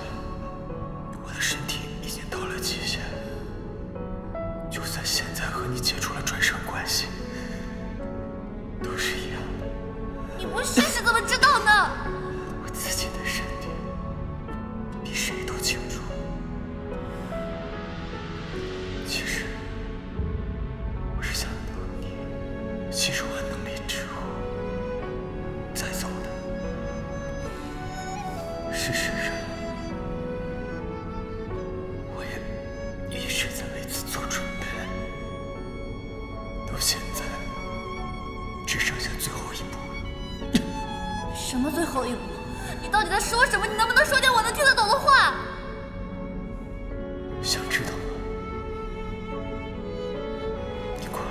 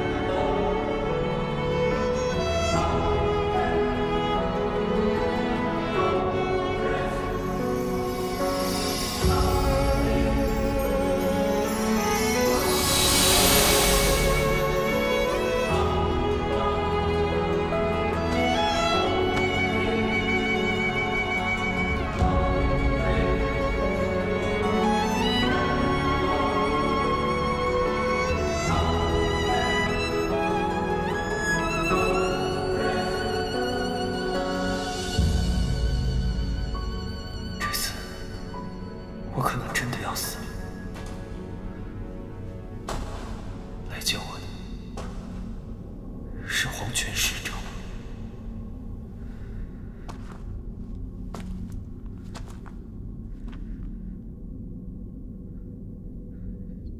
怎么是你？小侯爷，你这又是何苦？我不是都按你说的做了吗？我让你带他远走高飞，无牵无挂，但没有让你替他受罪，客死异乡，牺牲到如此地步，值得吗？有什么不值得的？阿元那个傻瓜倒是想牺牲，可他有挂念他的至亲，不像我，一旦离开众人的视线，就会从对方的记忆里面消失。像我这样的无缘之人，本就是上天的错误，怎么看都是我更适合做祭品吗？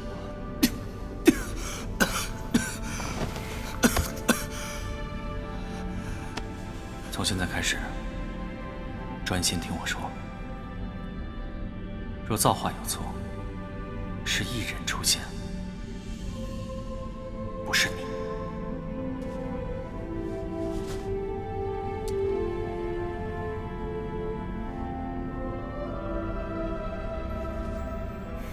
你之所以与世无缘，那是因为在10几年前，你的性命早已寄于异人之身。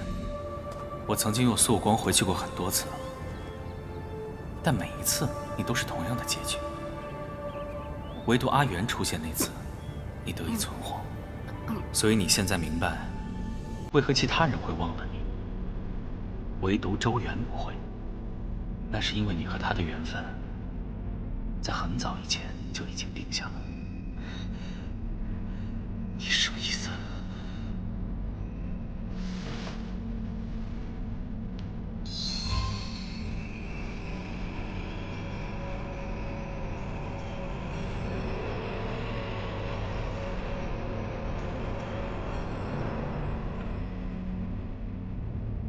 所以不要再说自己是无缘之人了。这世上仍有与你牵绊之人，而真正该消失的是我。哎，你把话说清楚，帮我问着我到底是想干什么？我说过，异人的出现才是真正的错误，而要扭转，只能从根源入手。喂，你想啊？抱歉，我擅自做了决定。等你醒来，这一切应该都不一样了。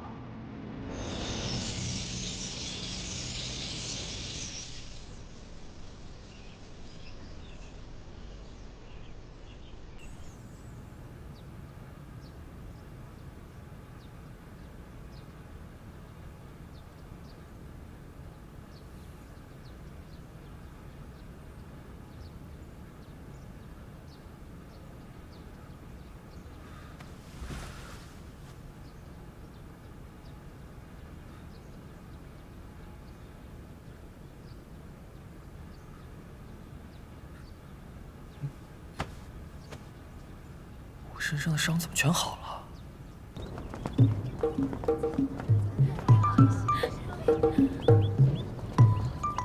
再见，乐手。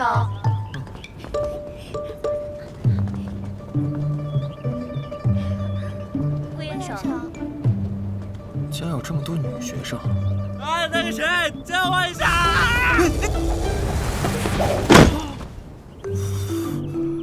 杀死我了！听起来就好疼的样子。找死了！我找你接不接？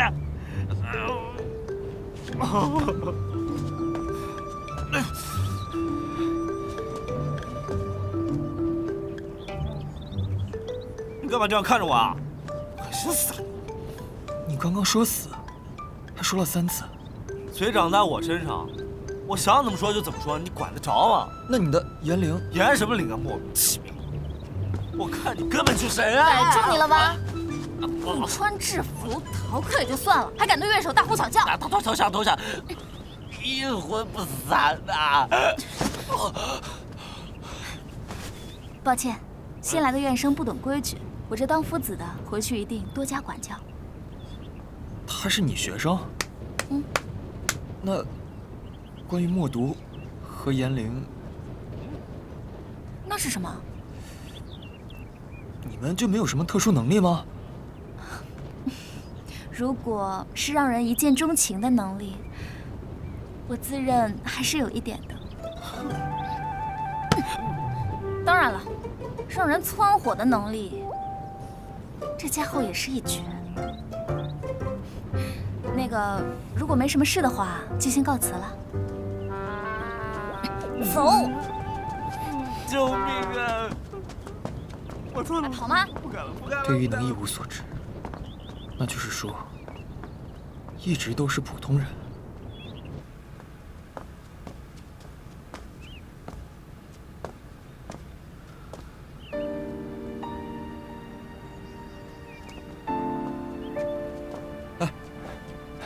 小侯爷，请问原先在这儿的吉文斯去哪儿了？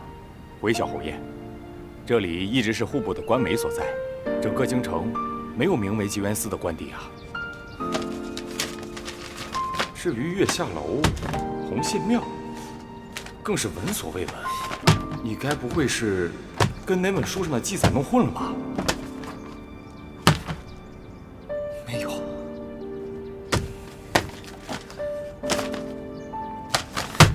全都没有。不管哪本书上，都没有任何关于异人的记载。我周围的所有人，也都没有一丝一毫关于异人的记忆。周元？那是谁？和我一样的转学生，是男是女啊？漂亮吗？身材好吗？不好意思啊，我对其他女人的事不是很感兴趣。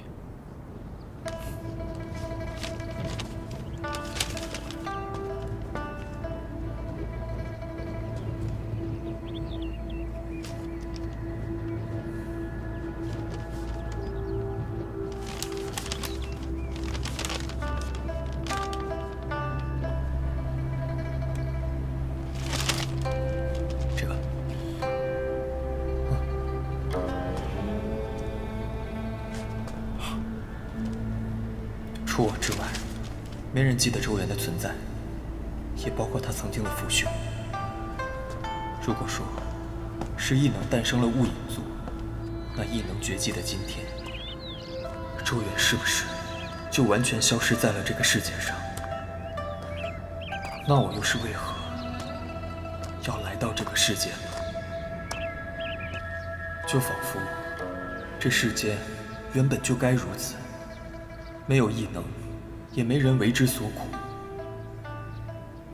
虽然不知裴音回到过去究竟做了什么，但这个世界终究是回归了正常和平庸。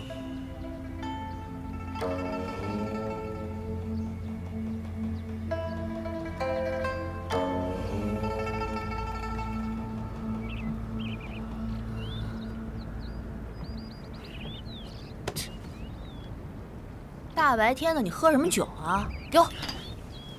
哪轮着你啊？我都没喝呢。姐，你在这儿又不是寡妇，你看看你，大好年华，芳名在外，你有什么好郁闷的？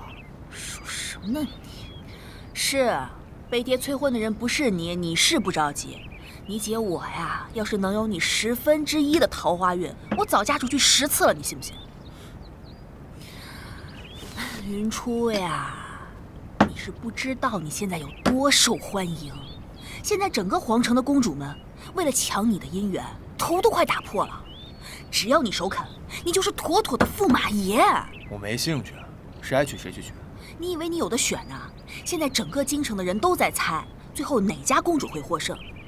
到时候，圣旨一下，皇命难违。除非你逃婚。相比逃婚，我有更简便的方法。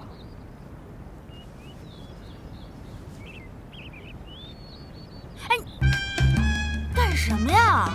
咱们家可就你一个男孩，你要是出家了，让爹怎么办？谁说我要出家呀？我是说，可以当面陈情退婚。宫里有消息了。谁？哪家公主赢了？南诏国出生的玄都公主。玄都。说起玄都公主，她可是个传奇啊。我听说她生在南诏，养在中殿，外表温柔，却是个豺狼性子。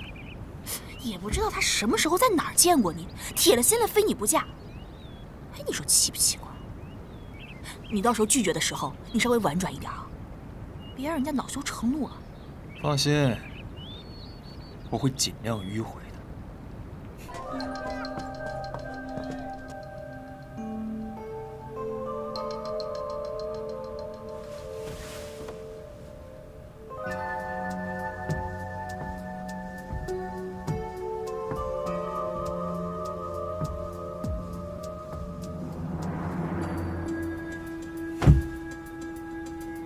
承蒙公主错爱，但我已心有所属，愿公主允许我退婚。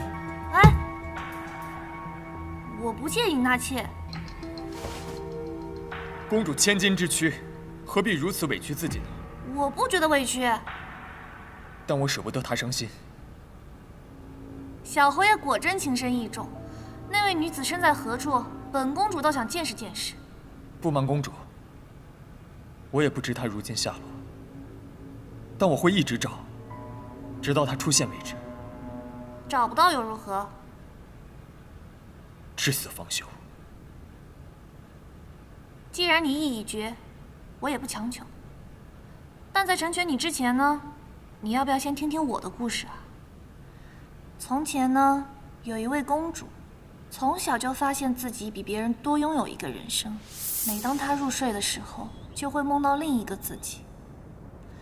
在梦里，她遇见了一位公子，他为她寻觅良缘，最终却搭上了自己的心。奈何命运作祟，他一心成全大义，最终却牺牲了自己的爱人。后来呢？后来，他被削去记忆，回到现实，整日却活得像行尸走肉一般。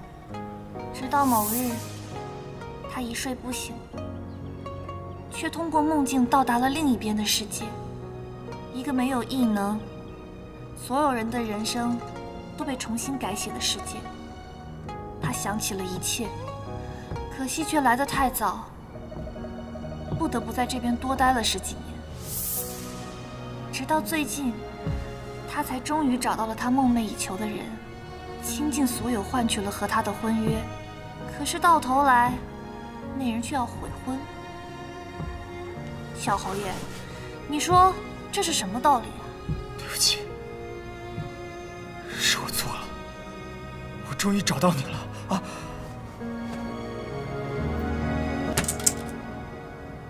啊！怎么是你啊？小侯爷认识我，看来公主所言非虚，果真有另一个世界。我才不想认识你呢！你为什么要打扮成她的样子，模仿她的声音？为你指路啊！公主不愿开口，她这些年的辛苦总要有人陈述才是。那玄都公主，不是周原现在在哪儿？你应该比谁都清楚，不是吗？公主说了，她在你们初相识的地方等你。初相识的地方。哎，喂！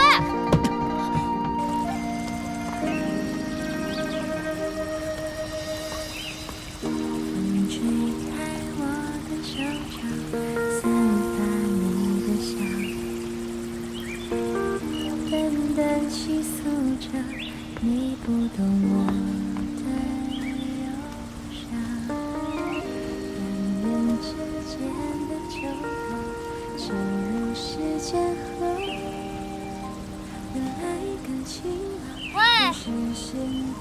魏启。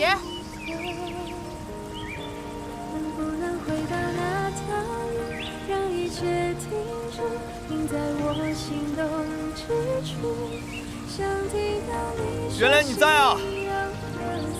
这个时候，你不是应该问你是谁吗？对你大可不必。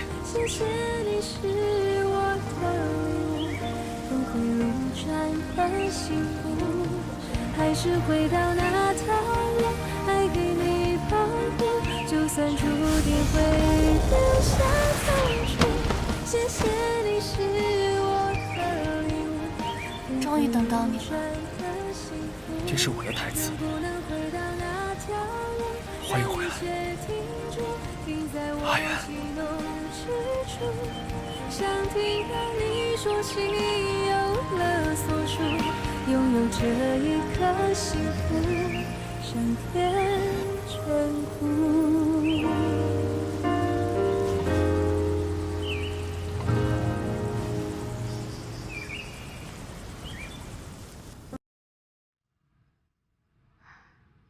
好美啊！这么美的星星，多久才能再看到？大概100年以后吧。好遥远啊！不过，谁能想到这么好看的星落，会给我的村庄带来灭顶之灾？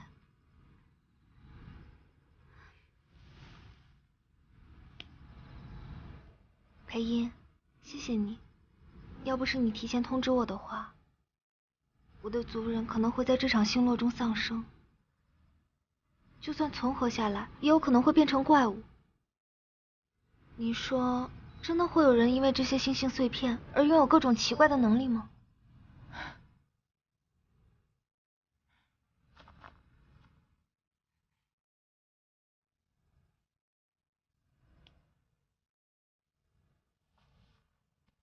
也许吧，但是这一切已经不会发生了，因为未来已经改变。就算一切都改变了，但是人和人之间的缘分，终究还是会联系到一起的。嗯，我信。就是不知道100年后的星星还会这么好看吗？哇，这里的景色也太好看了！今晚通宵，跟不跟？谁怕谁啊？听说这次的星落是100年一遇呢。我当然知道，不然你以为谁找到好位置？哎呀，行不行啊你？才亲几下就受不了。你不会生气了吧？那所以，我们第一次见面，你就真的对我下手了？人非圣贤，也就痛了那么一下下。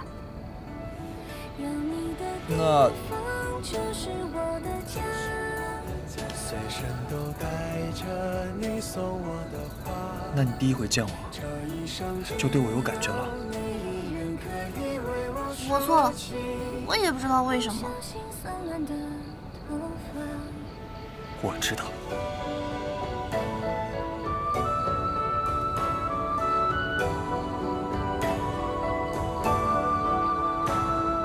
前天遇见，踏实了姻缘，怎么就突然红了脸？原来是你，回头一瞬间，微笑着看了我一眼。传说每个人的小指上都有一根红线，记着你的命定之人，即使远隔千里，杳无音讯，他也终会到达，与你共结连理。你相信缘分的存在吗？有你的地方就是我的家，随身都带着你送我的花，就算真的要我失去所有，也不害怕。